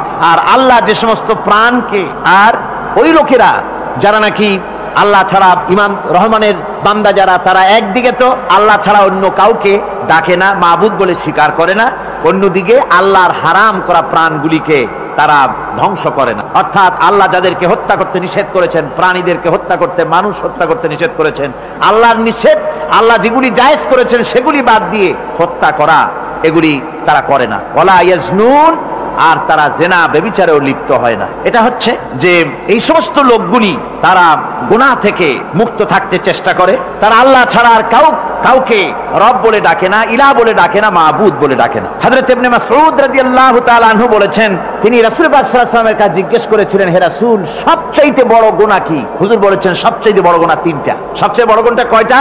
রাসূল পাক সাল্লাল্লাহু আলাইহি ওয়াসাল্লাম বলেছেন সবচেয়ে বড় গুনাহ হচ্ছে তিনটি। একটি হচ্ছে, তুমি যদি কাউকে আল্লাহর সমতুল্য প্রতিদ্বন্দ্বী বানিয়ে যদি তার কাছে কিছু চাও, তাহলে এটা সবচেয়ে বড় গুনাহ। সন্তান দিতে পারেন আল্লাহ, তোমাকে রোগমুক্ত করতে পারেন আল্লাহ, আল্লাহ যা করতে পারেন এই সব বিষয়গুলি যদি মানুষের কাছে চাও, তাহলে তুমি আল্লাহর জায়গায় তাকে বসালে, এটা সবচেয়ে বড় গুনাহ। আর 2 নম্বরের গুনাহ হচ্ছে, নিজের সন্তান তোমার খাবার খাবে, তোমার খাবারে সন্তান ভাগ বসাবে, এই ভয়তে সন্তানকে হত্যা করা, এটাও বিরাট পাপ। আর 3 নম্বরে হচ্ছে প্রতিবেশীর স্ত্রীর সঙ্গে জেনা করা, এটা হলো আরেকটি। মোট 3টি গুনাহ বলেছেন রাসূলুল্লাহ, সবচাইতে মারাত্মক গুনাহ। তার মধ্যে এই গুনাহগুলি তো আমাদের সমাজে চালু আছে। একদিকে সমাজের ভেতরে রয়েছে আল্লাহ ছাড়া মানুষের কাছে, মাজারের কাছে গিয়া, কবরের কাছে গিয়া, কবরওয়ালার কাছে চাওয়ার এই রেওয়াজ চালু আছে। এই রেওয়াজ কি চট্টগ্রামে কমেছে না বেড়েছে? কমেছে। জোরে কোন আলহামদুলিল্লাহ। কমে গিয়েছে, আগের তুলনায় বহুত কমেছে। যারা এই মাজারকে নিয়ে ব্যবসা করে, তারা অনেকে বলেছেন যে আমাদের ইনকাম আগে যা ছিল তার থেকে 4 আনায় নেমে গিয়েছে, 12 আনাই শেষ। জোরে কোন আলহামদুলিল্লাহ। জোরে বলেন আলহামদুলিল্লাহ। এই মাজার পূজা থেকে বাঁচতে হবে। 2 নম্বরে রয়েছে, সমাজের ভিতরে চালু আছে এই যে সন্তান হত্যা করা, এই হত্যা করার এক রেওয়াজ চালু আছে। এরপরে রয়েছে এমনি মানুষকে হত্যা করা। কলেজ ইউনিভার্সিটিতে যেভাবে মানুষ হত্যা করা হচ্ছে, এরা জানে না নিজের আদর্শকে প্রতিষ্ঠার জন্য আন্দাজ এবং অনুমানের উপরে ভিত্তি করে জেদ করে মানুষকে হত্যা করছে। কি বলেন, করে না? আল্লাহ রাব্বুল আলামিন বলেন, ওয়ামান ইয়াকুতুল মুমিনা মুতাআম্মিদান ফাজাযাউহু জাহান্নাম খালিদিনা ফিহা আবাদান। আল্লাহ রাব্বুল আলামিন বলেন, মুমিন বান্দা কি কেউ যদি ইচ্ছে করে কাউকে হত্যা করে, তাহলে তার জায়গা হবে জাহান্নাম, তার আর কোনো শাস্তি নাই, একমাত্র জাহান্নামই হবে তার শাস্তি, চিরকাল জাহান্নামের ভিতরে থাকতে হবে। জোরে বলেন নাউজুবিল্লাহ। আজকে কলেজের মধ্যে, ইউনিভার্সিটিতে অনবরত আমরা হত্যাকাণ্ডের খবর শুনতে পাচ্ছি, সমানে হত্যা হচ্ছে। এই যে সন্ত্রাস এবং হত্যা যা হচ্ছে কলেজ ইউনিভার্সিটিতে, আপনারা আমাকে বলেন অনুরূপ হারে মাদ্রাসায় এই ধরনের সন্ত্রাস হচ্ছে? এত আস্তে জবাব দিলেন, তাহলে বোধহয় হচ্ছে দেশে। মাদ্রাসায় সন্ত্রাসের কারণে, কোন টাইটেল মাদ্রাসা, ফাজেল মাদ্রাসা সন্ত্রাসের কারণে বন্ধ হয়েছে এমন কোন নজির আপনারা পেয়েছেন? পান নাই। কেন পান? কলেজ বন্ধ হচ্ছে, ইউনিভার্সিটি বন্ধ হচ্ছে সন্ত্রাসের কারণে, মাদ্রাসা বন্ধ হয় না কেন? তার কারণ হচ্ছে কলেজ ইউনিভার্সিটিতে কোরআন পড়ানো হয় না, হাদিস পড়ানো হয় না, তাই তারা হত্যা করলে কি পাপ হয় তাও জানে না। হত্যা পাপ, হত্যার পাপ তো দূরের কথা, মানুষ কোরআন শুনতে আসে, কোরআন শুনতে আসাটাও তাদের বরদাস্ত হয় না। আমি জানতে পারলাম, এ মাহফিল আসার সময় জানতে পেরেছি, চট্টগ্রাম বিশ্ববিদ্যালয়ের কাছে থেকে শ্রোতৃমণ্ডলী, মাহফিলের শ্রোতারা বাসে যখন আসতেছিল, সেখানকার কিছু সংখ্যক ছেলেরা ইট পাটকেল মেরেছে বাসের উপরে, বহুত লোক সেখানে আহত তারা করেছে।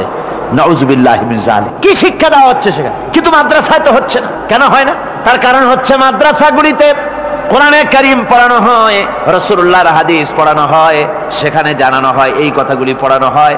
যদি কেউ কাউকে হত্যা করে জাহান্নাম ছাড়া কোনো জায়গা থাকবে না, চিরকাল জাহান্নামে থাকতে হবে, এই ভয়তে ওরা হত্যার ভিতরে যায় না। এই জীবন নয়, পরকাল আছে, কিয়ামতের দিন আল্লাহর দরবারে দাঁড়ায়া জীবনের সবকিছুর হিসাব দিতে হবে। এই জন্য তারা এসব জানে বলে, এসব তাদের রক্তে মাংসের ভিতরে ঢুকানো আছে বলে তারা চুরি ডাকাতি জেনা ব্যভিচার হত্যার দিকে তত যায় না যত এরা যায়, ঠিক কিনা বলে? কলেজ ইউনিভার্সিটিতে আজকে কোরআন শরীফ পড়ানো হয় না। মাদ্রাসা এবং মসজিদে, মাদ্রাসাগুলিতে যে কারণে সন্ত্রাস হয় না, ওই কারণটা যদি কলেজ ইউনিভার্সিটিতে ঢুকানো যায় তাহলে সন্ত্রাস বন্ধ হতে পারে, ঠিক কিনা কর? আমার ভাইরা, আজ বাংলাদেশে যে কয়টা ইউনিভার্সিটি আর যতগুলি কলেজ আছে, এদেশের সাধারণ মানুষের রক্তার্জিত পয়সা দিয়েই এই কলেজ ইউনিভার্সিটি চালানো হয়, কিন্তু সেখানে কোরআন শরীফের তাফসীর পড়ানো হয় না, হাদিস শরীফ পড়ানো হয় না, হয় সব পড়ানো হয়, কিন্তু কোরআনে কারীমের তাফসীর পড়ানো হয় না, হাদিস শরীফ পড়ানো হয় না। যদি ওই কলেজ ইউনিভার্সিটির ছাত্রগুলিকে কোরআন শরীফ পড়ানো হতো, কোরআনের তাফসীর পড়ানো হতো, কলেজ ইউনিভার্সিটিতে হাদিস শরীফ যদি পড়ানো হতো, ইসলামের অর্থনীতি সমাজনীতি যদি পড়ানো হতো, তাহলে কলেজ আর ইউনিভার্সিটি গোটা জাতিকে মাস্তান আর গুন্ডা উপহার দিত না, খালিদ বিন ওলীদের মতো মুজাহিদ উপহার দিত। জোরে বলেন সুবহানাল্লাহ।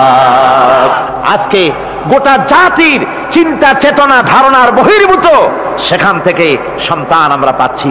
আজকে সেখানে ছেলে পাঠাচ্ছে বাপ, ছেলে পাঠাচ্ছে, ছেলে লেখাপড়া করে সেখান থেকে ভালোভাবে পাশ করে আসবে, চাকরি বাকরি করবে, মা বাপের সুখের কারণ হবে, কিন্তু দেখা যায় কিছুদিন পর সেখান থেকে চলে আসে সন্তান লাশ হয়ে বাপের ঘরে ফিরে এলো। কি শিক্ষা হচ্ছে? এই শিক্ষা ব্যবস্থার আমূল পরিবর্তন হওয়া দরকার। আপনারা অবাক হবেন, শিক্ষা ব্যবস্থার পরিবর্তন হওয়া দূরের কথা, কোরআন হাদিস কলেজ ইউনিভার্সিটিতে পড়ানো তো দূরের কথা, নামাজের জন্য কোনো তাগিদ নাই। কোন কলেজে কোন ইউনিভার্সিটিতে এরকমের তাগিদ আছে যে যারা মুসলমান ছাত্র জোহরের আযান হয়ে যাবে সব ছাত্র শিক্ষককে বাই হুক এন্ড ক্রুক মসজিদে যেতে হবে, 5 ওয়াক্ত নামাজ বা জামাত আদায় করতে হবে, এমন হুকুম আছে? আছে। এরপরেও ছেলেরা যে যতটুকু ভালো আছে, ও তো বাস ভাঙছে ইউনিভার্সিটির সামনে পাইয়া, ওরা লাঠি ঝাঙ্গা নিয়ে যে দূর আসে না, এই তো কপাল। কথা বুঝতে পেরেছেন? ওদের তো কিছু শিখানো হয় না, কিচ্ছু, অর্থাৎ চরিত্র সৃষ্টি তাদের করানো হয় না। নামাজের তাগিদ নাই, রোজার তাগিদ নাই, ও যেন একটা আলাদা জগৎ। যুবতী মেয়ে, যুবতী ছেলে, যুবক ছেলে পড়াশোনা করে কো এডুকেশন, সহশিক্ষায়, একসাথে যুবক পুরুষ আর যুবতী মহিলা একসাথে ওঠা বসা করছে, একসাথে পিকনিক করতে কোথায় হারায় যাচ্ছে, কি করতেছে না করতেছে দেখারও কেউ নাই। জোরে কর নাউযুবিল্লাহ।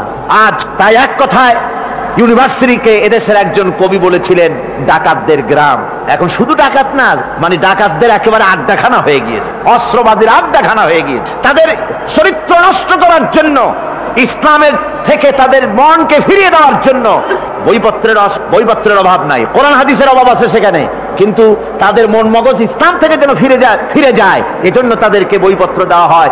যেমন সেই যুগের নাম করা কবি ছিল ইমরাউল কায়েস, খুব নাম করা কবি ছিল। তার কবিতার বই সাবায়ে মুআল্লাকা আজও পর্যন্ত মাদ্রাসা শিক্ষার, উচ্চ শিক্ষায় এবং ইউনিভার্সিটি শিক্ষায়, সেখানে আধুনিক শিক্ষার উচ্চ শিক্ষায় সেখানে এ বই এখনো পড়ানো হয়। এই বইটির লেখক অর্থাৎ নাম করা কবির ছিল অনেকগুলি শত্রু। একদিন তার প্রাণের শত্রু তাকে ঘিরে ফেলেছে মরুভূমির ভেতরে, বলছে, তারা দুজন ছিল সংখ্যায়, বলল যে তোমাকে আমরা হত্যা করব। ইমরাউল কায়েস যখন দেখলো যে এদের হাত থেকে বাঁচার কোনো পথ নাই, তখন সে বলল, দেখো তোমরা তো আমাকে মারবে, কিন্তু একটা কথা আমি তোমাদেরকে বলি, আমাকে মারার পরে আমার দুটো মেয়ে আছে, মেয়ে দুটিকে একটি খবর পৌঁছে দেবে। কি খবর? বলে আমাকে মৃত্যু মারার পর আমার বাড়ি গিয়ে মেয়ে দুটিকে গিয়ে বলবে, ইয়া বানাতি ইমরাউল কায়েস ইন্না আবাকুমা, বাস এই কথাটুকুন বলে দেবে। তো যারা হত্যা করবে তারা চিন্তা করলো যে এই কথার দ্বারা তো আমরা হত্যা করেছি, তা তো প্রমাণিত হবে না, সুতরাং মারতে অসুবিধাটা কি? তারা মেরে ফেললো।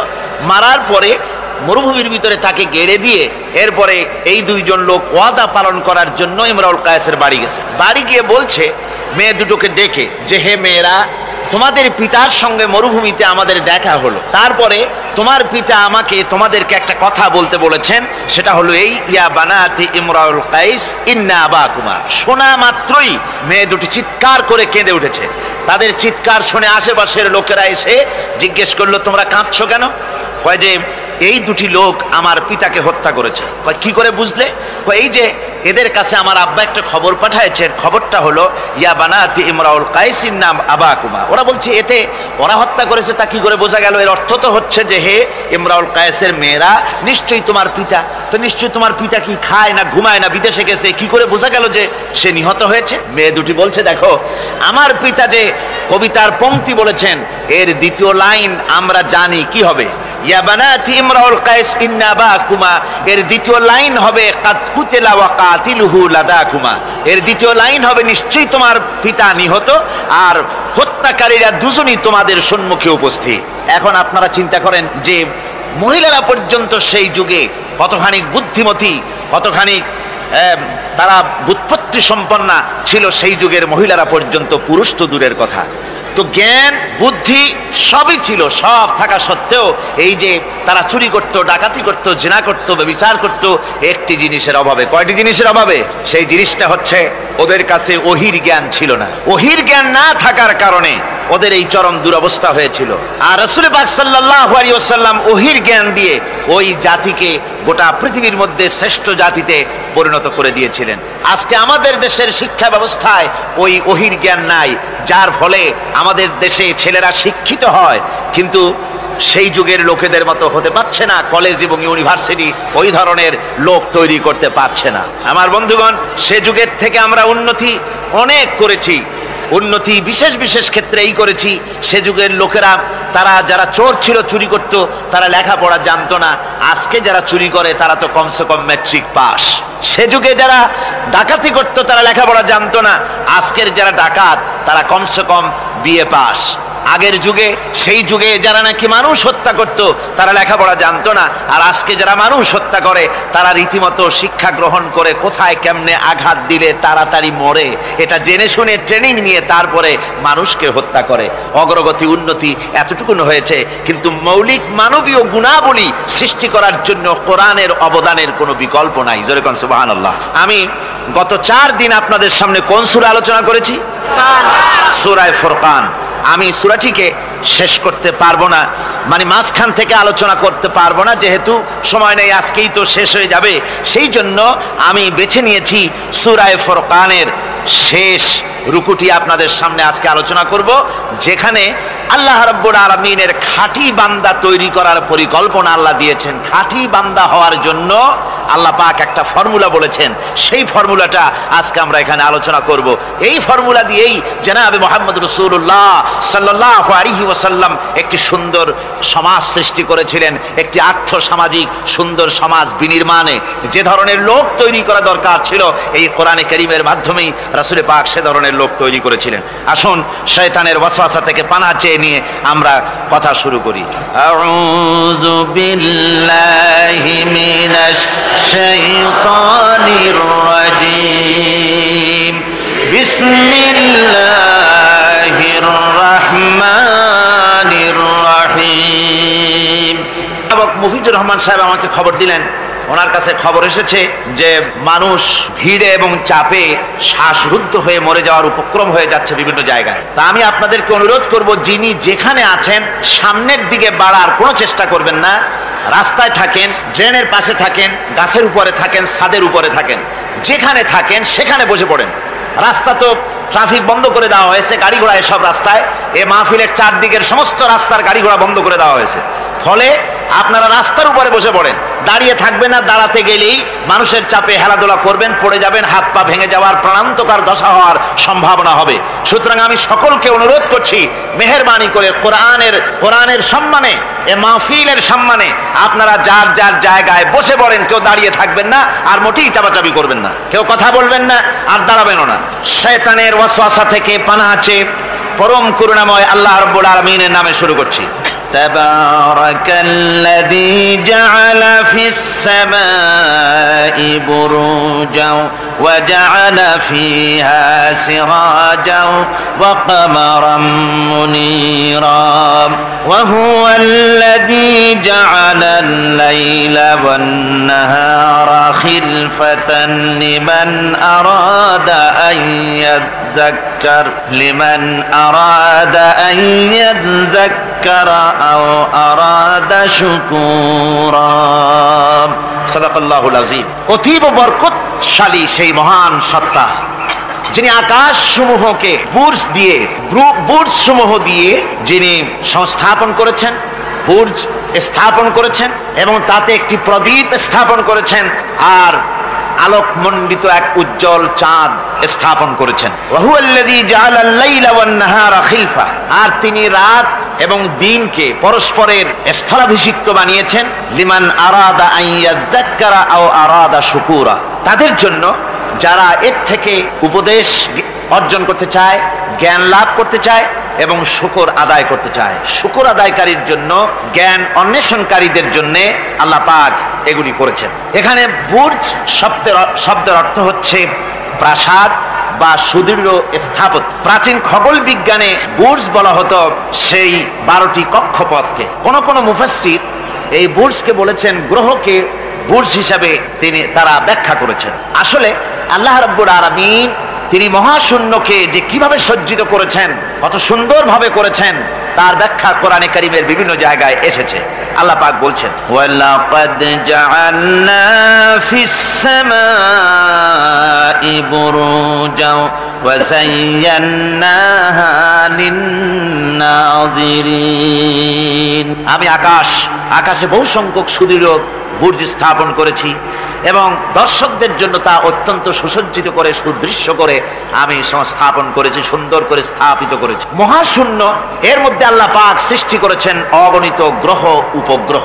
কত গ্রহ আছে, কত উপগ্রহ আছে, বিজ্ঞানীদের কাছে আজও পর্যন্ত তার কোনো হিসাব মেলেনি। মহাশূন্যে আল্লাহ পাক, মহাশূন্যের মহাবিস্ময়। বর্তমান বিজ্ঞান ক্রমান্বয়ে আশ্চর্য হয়ে যাচ্ছে তাদের নতুন নতুন আবিষ্কারের মাধ্যমে, চিন্তা ভাবনার মাধ্যমে, যে মহাশূন্য আল্লাহ পাক মহাস্রষ্টা কি করে রেখেছেন একটি বিশাল এক বিস্ময়ের কারখানা। সেখানে রয়েছে মিল্কি ওয়ে, যাকে বলা হয় ছায়াপথ। বিজ্ঞানীরা বলেছেন প্রায় 20,000 কোটি তারকা রয়েছে এই মিল্কি ওয়ের ভেতরে, ছায়াপথের ভেতরে। আবার কেউ কেউ বলেছেন যে সেই তারকার সংখ্যা বলা সম্ভব হবে না, সমুদ্র সৈকতের বালুকণা গণা তবুও সম্ভব, কিন্তু আকাশের তারকারাজি গণা সম্ভব নয়। এখন আল্লাহ পাক সেই মহাশূন্যের ভেতরে সৃষ্টি করে রেখেছেন এই ছায়াপথ। ছায়াপথের ভিতরে আছে যে তারকাগুলি, বিজ্ঞানীরা বলেছেন যে এই তারকাগুলি এত বিরাট বিরাট তারকা আছে।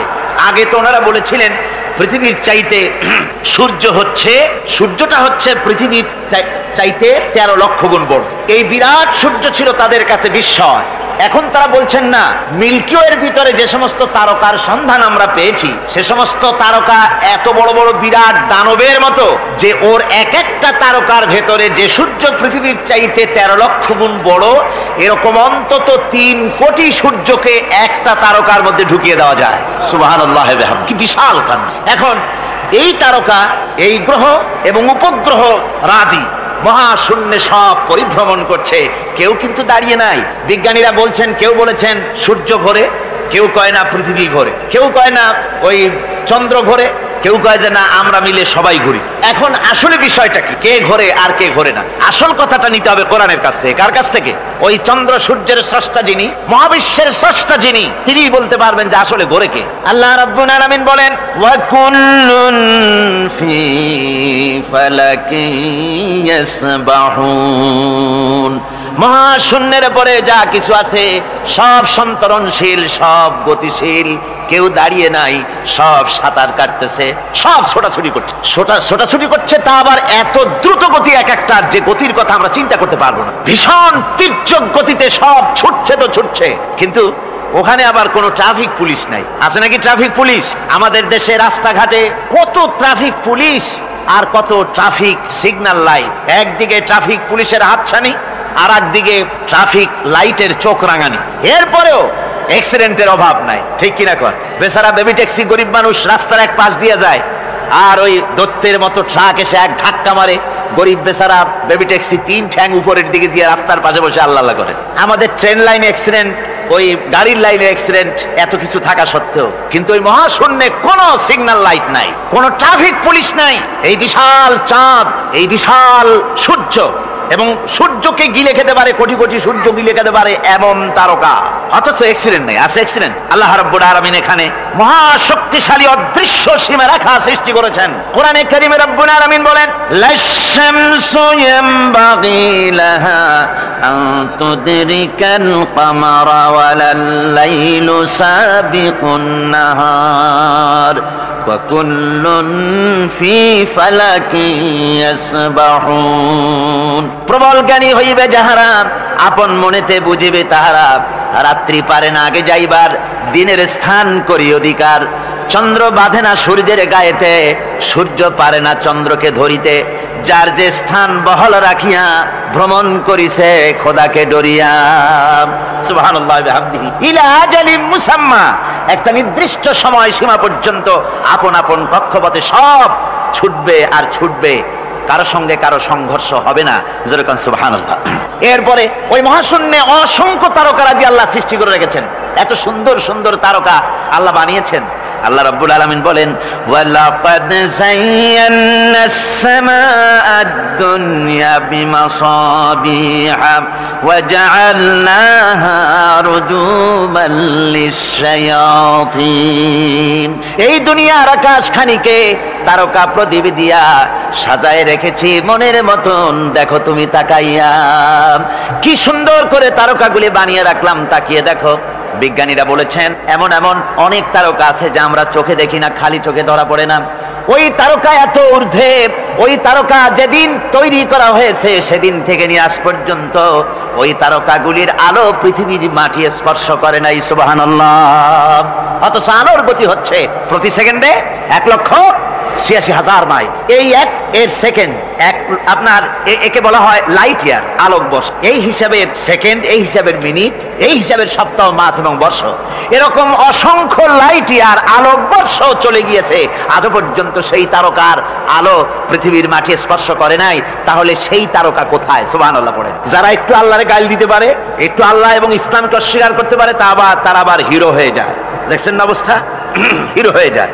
ওরা বলে আল্লাহ নাই, আকাশ দেখে বলে যে মহাকাশ, আসলে তো মহাকাশ না, ওটা অনেক দূরে, তাই নীলা নীলা দেখা যায়, অন্ধকার অন্ধকার ওরকম নীল রঙের দেখা যায়, আসলে আকাশ বলতেও কিছু নাই। এরপরে ইউরি গ্যাগারিন, যিনি প্রথম মহাশূন্য পরিভ্রমণ করেছিলেন, তিনি মহাশূন্য পরিভ্রমণ করে ফিরে এসে বলেছিলেন, মহাশূন্য পরিভ্রমণ করে ফিরে এলাম।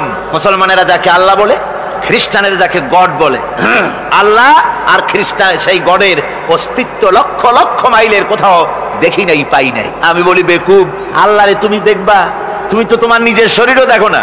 তোমার মাথাটার পেছনটা দেখতে কেমন, তোমার পিঠটা দেখতে কেমন, তোমার বডির একদম পেছনের অংশটা দেখতে কেমন, তা কি জিন্দিগিতে আয়না ছাড়া দেখতে পেরেছো কোনোদিন? নিজের শরীরই দেখতে পাও না, আর শরীরের স্রষ্টা মহান আল্লাহকে দেখতে চাও, দারুণ দুঃসাহস পোষণ করতেছে। আল্লাহ পাকের ওই মহান সৃষ্টি, এই বিশাল সৃষ্টির তুলনায় আমাদের অবস্থান কোথায়? আমাদের অবস্থান হচ্ছে মহাসমুদ্রের ভিতরে কাগজ দিয়ে নৌকা বানায়া যদি ছেড়ে দেওয়া যায়, তো মহাসমুদ্রে কাগজের নৌকাটার যে অবস্থা, এই আল্লাহর মহাবিশ্বে মহাশূন্যের ভেতরে স্পেস, মহাশূন্য আল্লাহর মহাসৃষ্টি, এর ভেতরে আমাদের অবস্থানও আটলান্টিক মহাসাগরে কাগজের নৌকাটা যেমন, আমাদের পৃথিবীর অবস্থাটা তেমন। সুবহানাল্লাহ। আল্লাহ কত বিরাট! সুবহানাল্লাহ। আমার বন্ধুগণ, আল্লাহ পাক বলছেন যে এইভাবে করে আমি চন্দ্র সৃষ্টি করেছি এবং সূর্য সৃষ্টি করেছি। ওয়াজআলা ফিহা সিরাজা ওয়া কামারাম মুনীরা, সেখানে একটা প্রদীপ আমি জ্বালিয়েছি, সেই প্রদীপটা হচ্ছে সূর্য। এই সূর্যটা হচ্ছে বিশাল, যা পৃথিবী থেকে 9,30,00,000 মাইল দূরে যে সূর্য অবস্থান করছে, এত দূরে থাকা সত্ত্বেও এই সূর্যের দিকে মানুষ খালি চোখে তাকাতে পারে না, এত উত্তপ্ত। সূরা নাবার মধ্যে আল্লাহ বলেছেন এটাকে ওয়াজআলনা সিরাজাও ওয়াহাজা, উত্তপ্ত, অতি উজ্জ্বল, অতি উত্তপ্ত প্রদীপ এই সূর্যটাকে আল্লাহ বলেছেন। তার তাপ এত বেশি যে পৃথিবীর কোন কোন জায়গায় সূর্যের তাপ 140 ডিগ্রি ফারেনহাইট পর্যন্ত উঠে যায়, এত তাপ হয়। তো এই সূর্যের দিকে মানুষ যদি খালি চোখে তাকায় তাহলে তার চোখের দৃষ্টিশক্তি বিনষ্ট হয়ে যাওয়ার সম্ভাবনা থাকে।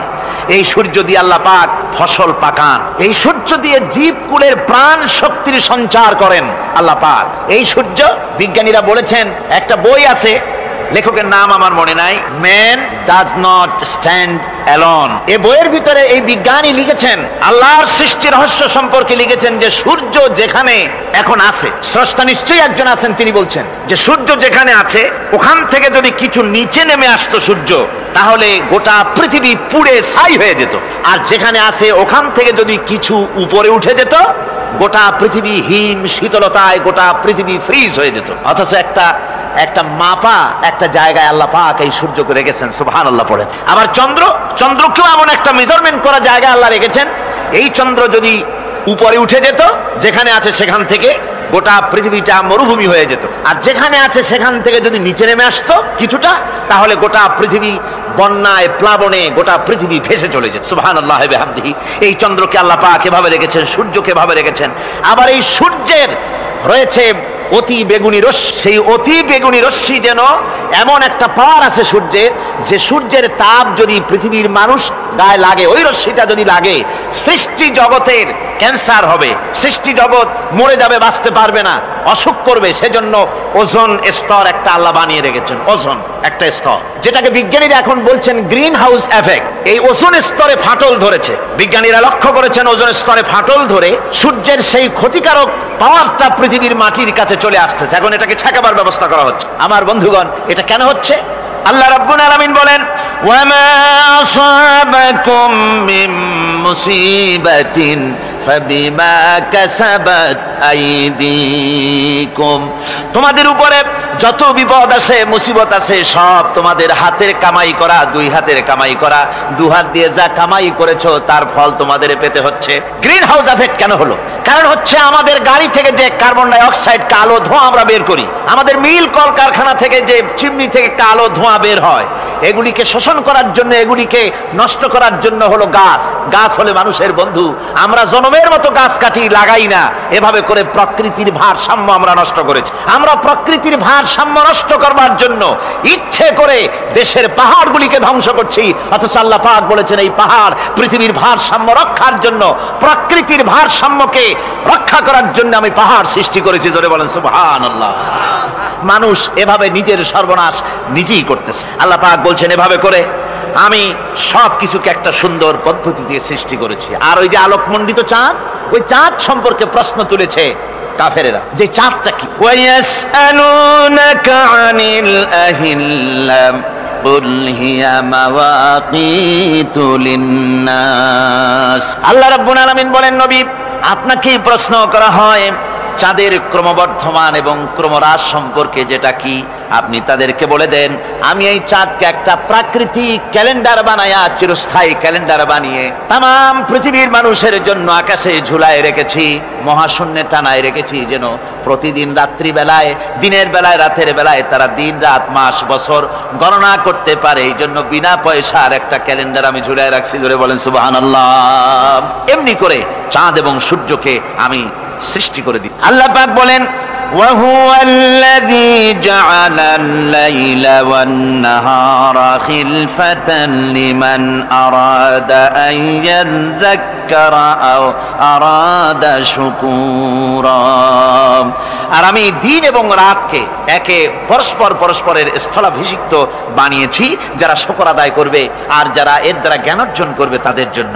অর্থাৎ তারা এগুলি দেখে মনে করবে যে এগুলি খালি খালি না। এই যে রাত আসতেছে, দিন আসতেছে, দিন এবং রাত্রের এই যে পরিবর্তনটা, এর মধ্যে রয়েছে নিদর্শন। সূরা আলে ইমরানের মধ্যে আল্লাহ পাক বলেন, ইন্না ফি খালকিস সামাওয়াতি ওয়াল আরদি ওয়াখতিলাফিল লাইলি ওয়ান নাহার লাআয়াতিন লিউলিল আলবাব। যারা নিশ্চয়ই আমার এই সৃষ্টি রহস্য সম্পর্কে, দিন এবং রাতের পরিবর্তনের ব্যাপারে যারা চিন্তা করে, গবেষণা করে, তাদের জন্য আমি অনেক কিছু চিন্তার বিষয়ের মধ্যে রেখে দিয়েছি।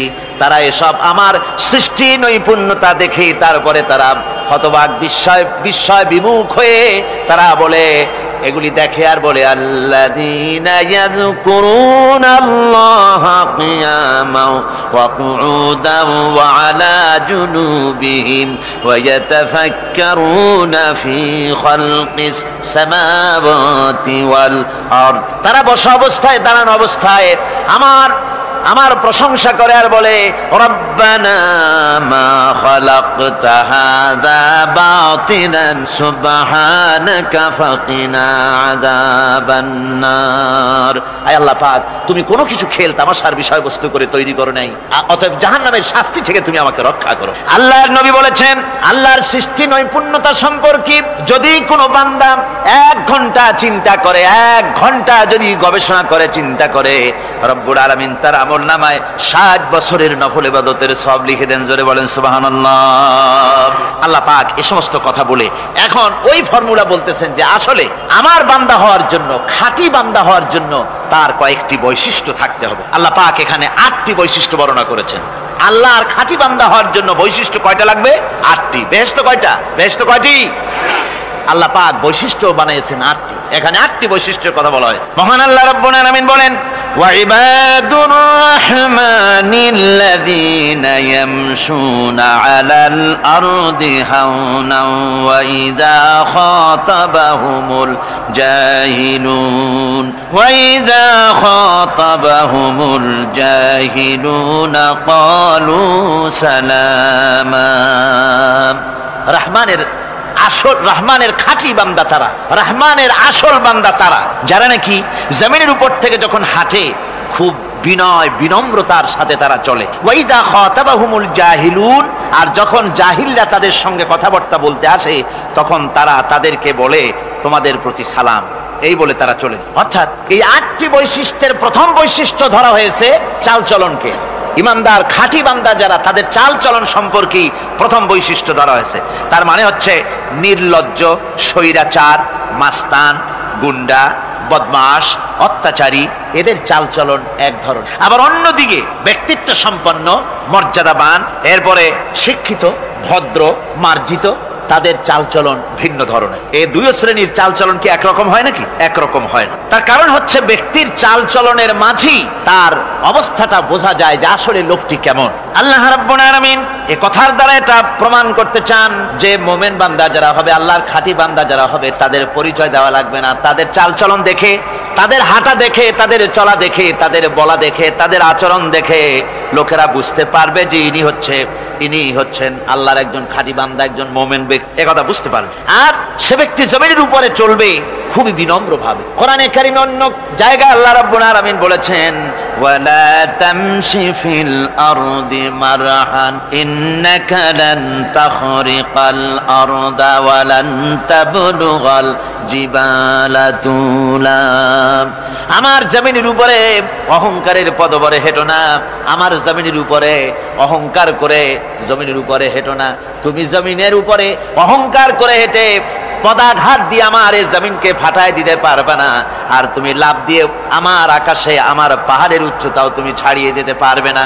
অহংকার করে কেউ কি পায়ের আঘাত দিয়ে জমিনটাকে ফাটায় দিতে পারে? কি বলেন, পারবে? আর অহংকার করে লাফ দিয়ে পাহাড়ের উচ্চতাও কি কেউ ছাড়িয়ে যেতে পারবে? পারবে না। সুতরাং অহংকার, মুমিন ব্যক্তি যারা, তারা অহংকার করতে পারে না। অহংকার মুমিনের স্বভাব নয়। অহংকার করতে পারে কেবলমাত্র আল্লাহ রাব্বুল আলামিন। অহংকার হচ্ছে আল্লাহ পাকের ইজাত। অহংকার কে করতে পারেন? আল্লাহ পাক করতে পারেন। মানুষের অহংকার শোভা পায় না। মানুষ, তোমার আবার অহংকার কিসের? 1 ফোঁটা নাপাক পানি দিয়ে যার জন্মের উৎস, এমন নাপাক পানি যা শরীর থেকে নির্গত হলে পরে গোসল করা ফরজ হয়ে যায়, এমন 1 ফোঁটা নাপাক পানি যার জন্মের উৎস, তার অহংকার কি? অহংকার করবেন আল্লাহ রাব্বুল আলামিন। হাদিসে কুদসির ভিতরে এসেছে, আল্লাহ পাক বলেছেন, যে ব্যক্তি অহংকার করে সেজন্য আমার চাদর নিয়ে টানাটানি করে। জোরে কোন নাউযুবিল্লাহি মিন যালিক। সুতরাং মুমিন বান্দা যিনি হবেন, আল্লাহর খাঁটি বান্দা, রহমানের খাঁটি বান্দা, সে ব্যক্তি কখনো জমিনের উপর অহংকারের সাথে চলাফেরা করবে না, বরং তার চাল চলন হবে অত্যন্ত বিনম্র। আর কি? আর হলো জাহিলদের সঙ্গে সে কোনো বিতর্কে লিপ্ত হবে না। জাহিলরা গালাগালি দেবে, গালাগালির জবাবে সে গালাগালি দেবে না। জাহিলরা অত্যাচার করবে, অত্যাচারের জবাবে সে অত্যাচার করবে না, বরং তাদেরকে দেখলে, তারা অত্যাচার করতে আসলে, তারা গালাগালি দিলে তাদের জবাবে ইদফা বিল্লাতি হি আহসান, তাদের জবাবে তাদেরকে সালাম দিয়ে সেখান থেকে তারা কেটে পড়বে। সূরা কাসাসে অন্য জায়গায় আল্লাহ রাব্বুল আলামিন একথা আবার এভাবে বলতেছেন, ওয়াইজা সামিউল লাগবা আ'রাদু আনহু ওয়া ক্বালু লানা আ'মালুনা ওয়া লাকুম আ'মালুকুম সালামুন আলাইকুম লা নাবতাগিল জাহিলিন।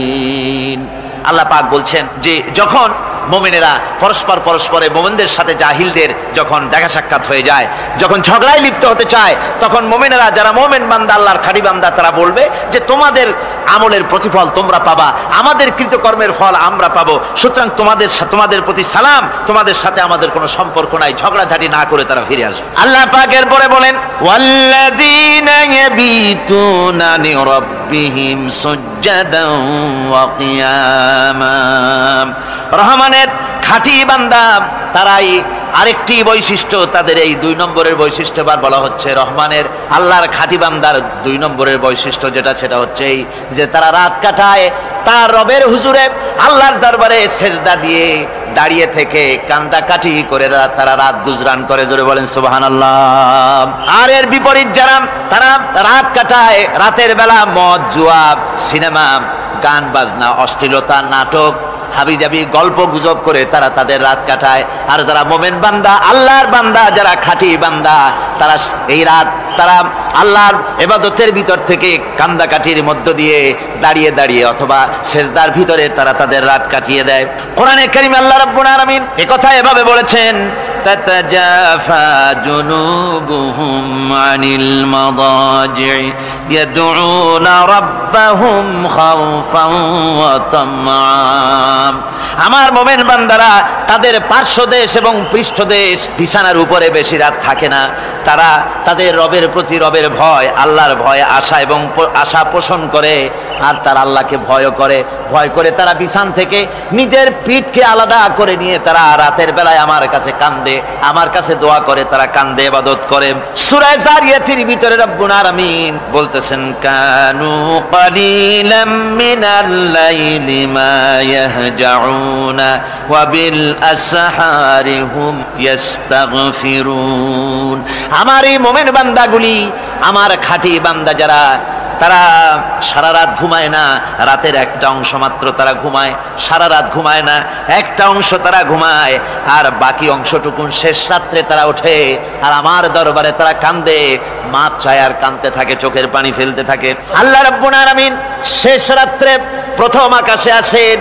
হাদিস শরীফে এসেছে, প্রথম আকাশে আল্লাহ রাব্বুল আলামিন এসে দুনিয়ার মানুষকে ডাকেন, কে আছো? গুনাহ করে জীবন বোঝাই করে ফেলেছো, নাফরমানি করেছো, গুনাহ করেছো, অথবা বিপদে পড়েছো, ঋণগ্রস্ত হয়ে পড়েছো, অসুবিধায় পড়েছো, মামলা মকদ্দমায় পড়েছো, আমার কাছে মাপ চাও, আমার কাছে সাহায্য চাও।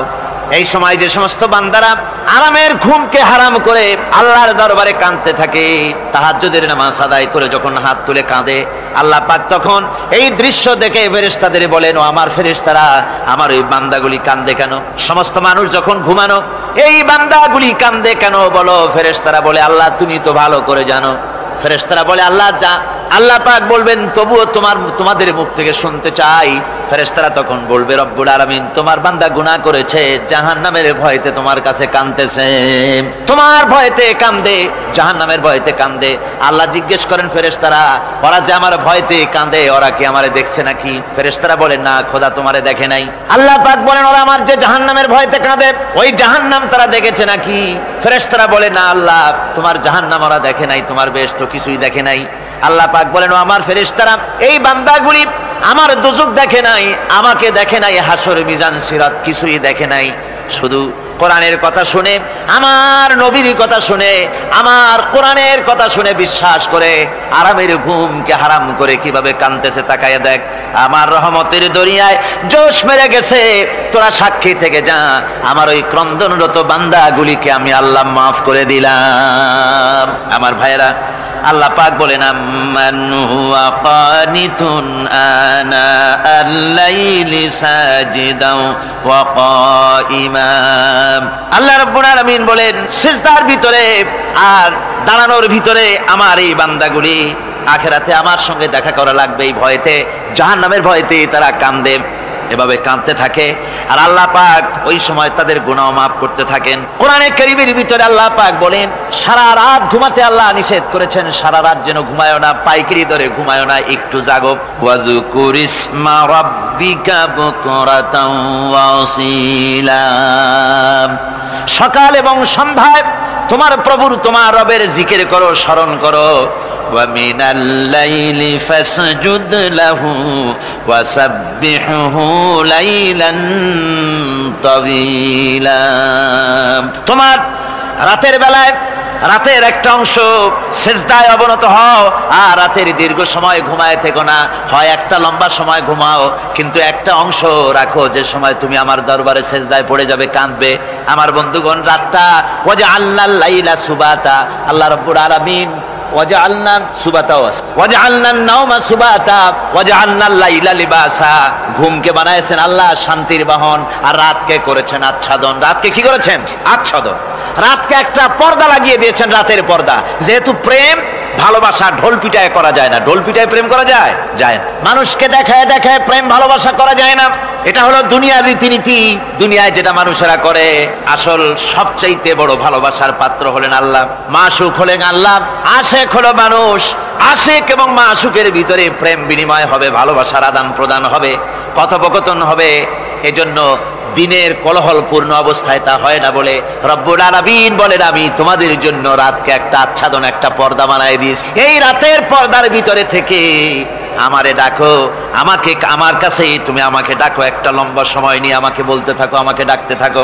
আল্লাহ পাক তার নবীকেও বলেছেন, ইয়া আইয়ুহাল মুযাম্মিলু কুমিল লাইলা ইল্লা কালিলা, হে চাদর আচ্ছাদিত ব্যক্তি, রাত্রিকালে সালাতে দণ্ডায়মান থাকো, কিন্তু কম, সারা রাত জাগার দরকার নেই। একটা অংশ জাগো, যখন তুমি আমার জন্য কাঁদবে, আমার জন্য সেজদায় পড়ে থাকবে। রাসূল পাক সাল্লাল্লাহু আলাইহি সাল্লাম তাহাজ্জুদের নামাজে সেজদায় পড়ে থাকতেন, রাতে ঘন্টার পর ঘন্টা চলে যেতেছে।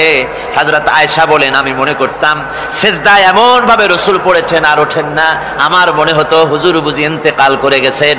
আমি রাসূলের পায়ের আঙ্গুল ধরে আস্তে করে চাপ দিতাম, হুজুর তাতে একটু ব্যথা পেয়ে আঙ্গুল নাড়া দিতেন, তখন আমি মনে করতাম আল্লাহর নবী বিদায় হন নাই, বেঁচে আছেন। আবার কখনো দাঁড়িয়ে দাঁড়িয়ে নামাজের ভিতরে তেলাওয়াত করতে করতে রাত শেষ হয়ে যেত, আমার মনে হতো এই দাঁড়ানো থেকে হুজুর বুঝি আর রুকুতে যাবেন না। আবার যখন রুকুতে যেতেন মনে হতো এই রুকু থেকে আর বুঝি সেজদায় যাবেন না। আবার যখন সেজদায় যেতেন মনে হতো এই সেজদা থেকে রাসূল বুঝি আর উঠবেন না। সুবহানাল্লাহ। সাহাবায়ে কেরাম জিজ্ঞেস করতেন, হে রাসূল, হযরত আয়েশা জিজ্ঞেস করে, হে রাসূল, আপনি এত কাঁদেন কেন, এত ইবাদত করেন, এত রাত জাগেন? হযরত আয়েশা বলেছেন, আল্লাহর নবী দাঁড়িয়ে দাঁড়িয়ে তেলাওয়াত করতে করতে, দাঁড়িয়ে দাঁড়িয়ে নামাজ পড়তে পড়তে পাও মোবারক, কদম মোবারক এমন ভাবে ফুলে যেত, সকালবেলায় জুতার মধ্যে পাও ঢুকতো না। সুবহানাল্লাহ। এইভাবে রাসূল পাক কষ্ট করতেন। জিজ্ঞাসা করতে, এত ইবাদত কেন করেন? আপনার তো আগের পিছের সমস্ত গুনাহ আল্লাহ মাফ করেছেন, কোনো গুনাহ আপনার নাই, তবু আল্লাহ বলে দিয়েছেন নবী আপনার আগের পিছের সব মাফ, তারপরেও এত কাঁদেন কেন? আল্লাহর নবী বলেছেন, ও সাহাবীরা, আমার স্ত্রীরা, শোনো, আমি কি আমার বান্দার, আমি আমার আল্লাহর শুকরগুজারকারী বান্দায় কি আমি পরিণত হব না? যে আল্লাহ আমাকে এত নিয়ামত দিয়েছেন, আমি কি সেই আল্লাহর শুকরগুজার হব না? রাসূলুল্লাহ ভাবে কাঁদতেন। সুতরাং প্রত্যেকটি মুসলমানকে রাতের বেলায় আল্লাহর দরবারে হাত তুলে কাঁদতে হবে, মোনাজাত করতে হবে, রব্বুল আলামিন, যে গুনাহ করেছি, আমি যত গুনাহ করেছি, আমাকে তুমি নেয়ামত যা দিয়েছো, এই নেয়ামত তুমি না দিলেও পারতে, তুমি দয়া করে দিয়েছো। এভাবে যদি মানুষ কান্দে, আল্লাহ এই অপরাধ করেছি, অপরাধের কথা যদি স্মরণ করে আর কাঁদতে থাকে, আল্লাহ রব্বুল আলামিনের রহমত তার উপরে তখন পড়তে থাকে। আর এই তাহাজ্জুদ, গভীর রাতের কান্দাকাটি, এই জন্য আল্লাহ পাক বলেন, এর আসল ব্যাপারটা হলো, ইন্না নাশিআতাল লাইলি হিয়া আশাদ্দু ওয়াতআন ওয়া আকওয়ামু কিলা।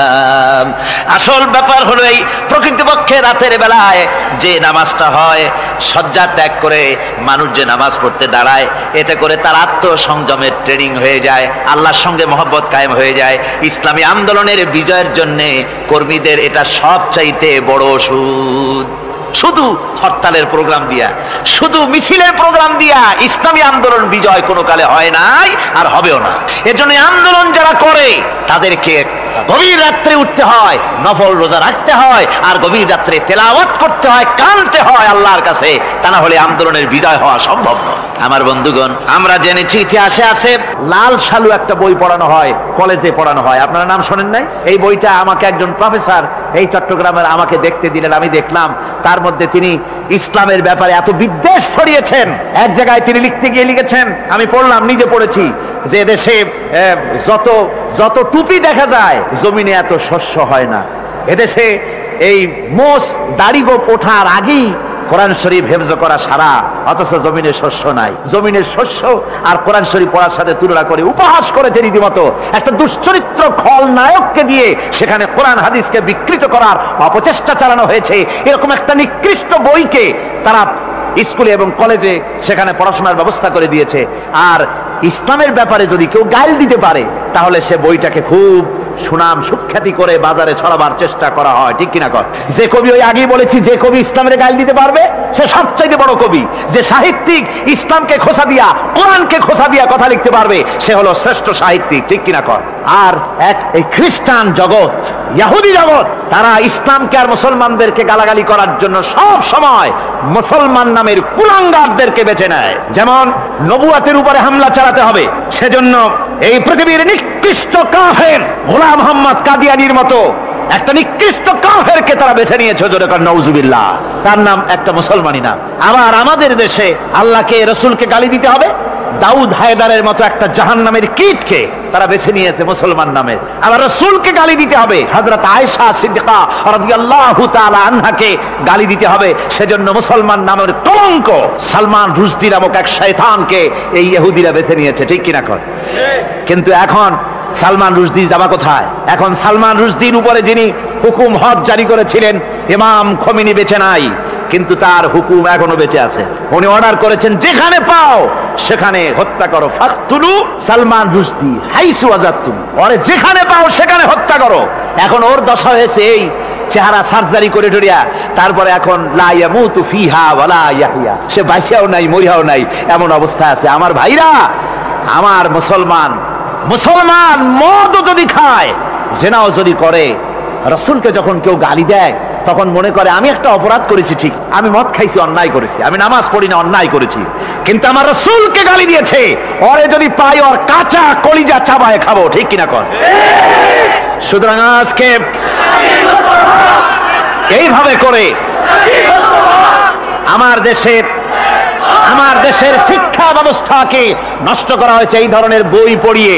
এবং এক শ্রেণীর শিক্ষক আছেন যারা কলেজ ইউনিভার্সিটিতে অপ্রাসঙ্গিকভাবে ইসলামকে গালাগালি করে, আল্লাহকে গালি দেয়, ইসলামকে গালি দেয়, মুসলমানদেরকে গালি দেয়। বরদাস্ত করতে পারি না। বলি বন্ধুরা, ইসলাম যদি ভালোই না লাগে তাহলে নামটা মুসলমানি নাম রাখছেন কেন? ঘোষণাটা দিয়ে দেন, আমরাও জানাজা না পড়াবার হাত থেকে বেঁচে যাই, ঠিক কিনা? সুতরাং এরা ওই জায়গায় বসে আছে আমাদের সন্তানদের মস্তিষ্ককে বিকৃত করার জন্য। আল্লাহ রাব্বুল আলামিন বলেন এভাবে করে, ওয়াল্লাযীনা লা ইয়াদউনা মা'আল্লাহি ইলাহান আখারা ওয়া লা ইয়াকতুলুনান নাফসাল্লাতী হারামাল্লাহু ইল্লা বিল হক, তারা হত্যা থেকে বিরত থাকে, মানুষকে হত্যা করে না। ওয়া মান ওয়ালা ইয়াজনুন, আর তারা ব্যভিচার করে না, জিনা ব্যভিচার করে না। জিনা ব্যভিচার সম্পর্কে কোরআন শরীফ বলছে, ওয়ালা তাকরাবুজ জিনা ইন্নাহু কানা ফাহিশাতান ওয়া সাআ সাবিলা। জিনা করা তো দূরের কথা, আল্লাহ পাক বলছেন জিনার নিকটবর্তী হয় না। জিনার নিকটবর্তী মানুষ হয় কিভাবে? জিনার নিকটবর্তী হওয়ার জন্য কতগুলি উপকরণ এবং উপাদান আছে। তা হচ্ছে অশ্লীল নৃত্য গীত, তা হচ্ছে যৌন আবেদনমূলক পত্র পত্রিকা, তা হচ্ছে অশ্লীল ছায়াছবি, তা হচ্ছে নারী সৌন্দর্যের প্রদর্শনী। এই সব জিনিসগুলি মানুষকে জেনার দিকে আকৃষ্ট করে।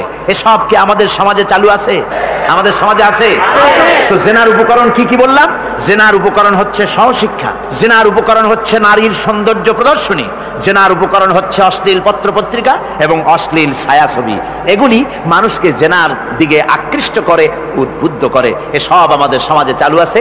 ব্যাঙ্গের ছাতার মতো ভিডিও ক্লাব চালু হয়েছে শহরের কোনায় কোনায়, রাস্তার মোড়ে মোড়ে, আর এ দিয়ে ছবি এনে মানুষ দেখতে থাকে আর চরিত্র নষ্ট হতে থাকে। এরপরে রয়েছে সহশিক্ষার ব্যবস্থা, রয়েছে নারীদের বেপরদিগি সৌন্দর্যের প্রদর্শনী, আর রয়েছে যৌন আবেদনমূলক পত্র পত্রিকা। আর পত্র পত্রিকার কাজই হচ্ছে এখন যৌন সুশ্রুতি দেওয়া আর ইসলামকে গালি দেওয়া। বর্তমান সরকারের আমলে 1991 সনের জানুয়ারি থেকে শুরু করে, যখন সরকারের স্থিতিশীলতা ছিল না, জানুয়ারি ফেব্রুয়ারি মাস থেকে নিয়ে আজ পর্যন্ত বর্তমান সরকার প্রায় 138টি সাপ্তাহিক, পাক্ষিক, মাসিক, দৈনিক পত্রিকার ডিক্লারেশন দিয়েছেন। এতগুলি পত্রিকা, আর সমস্ত পত্রিকায় ওনারা ঘোষণা করেছেন যে আমরা সাংবাদিকতার সর্বোচ্চ স্বাধীনতা দিয়েছি। আর এই সর্বোচ্চ স্বাধীনতার সুযোগ নিয়ে প্রত্যেকটি পত্রিকা, অলমোস্ট প্রায় প্রত্যেকটি পত্রিকা ইসলামকে গালি দিচ্ছে। আর কিছু পত্রিকা সমাজে চালু হয়েছে, বাংলাদেশে চালু হয়েছে ভারতের রয়ের টাকায়। ভারতের রয়ের টাকা দিয়ে যে পত্রিকা, দৈনিক এবং সাপ্তাহিক পত্রিকা চালু হয়েছে, তার ভিতরে রয়েছে দৈনিক ভোর এবং আজকের কাগজ, সাপ্তাহিক পূর্বাভাস। ভারতের রয়ের টাকা দিয়া পরিচালিত এই কাগজগুলি গোটা বাংলাদেশের জাতি সত্তাকে দ্বিধা বিভক্ত করার জন্য সর্বাত্মক প্রচেষ্টা তারা চালাচ্ছে। এরা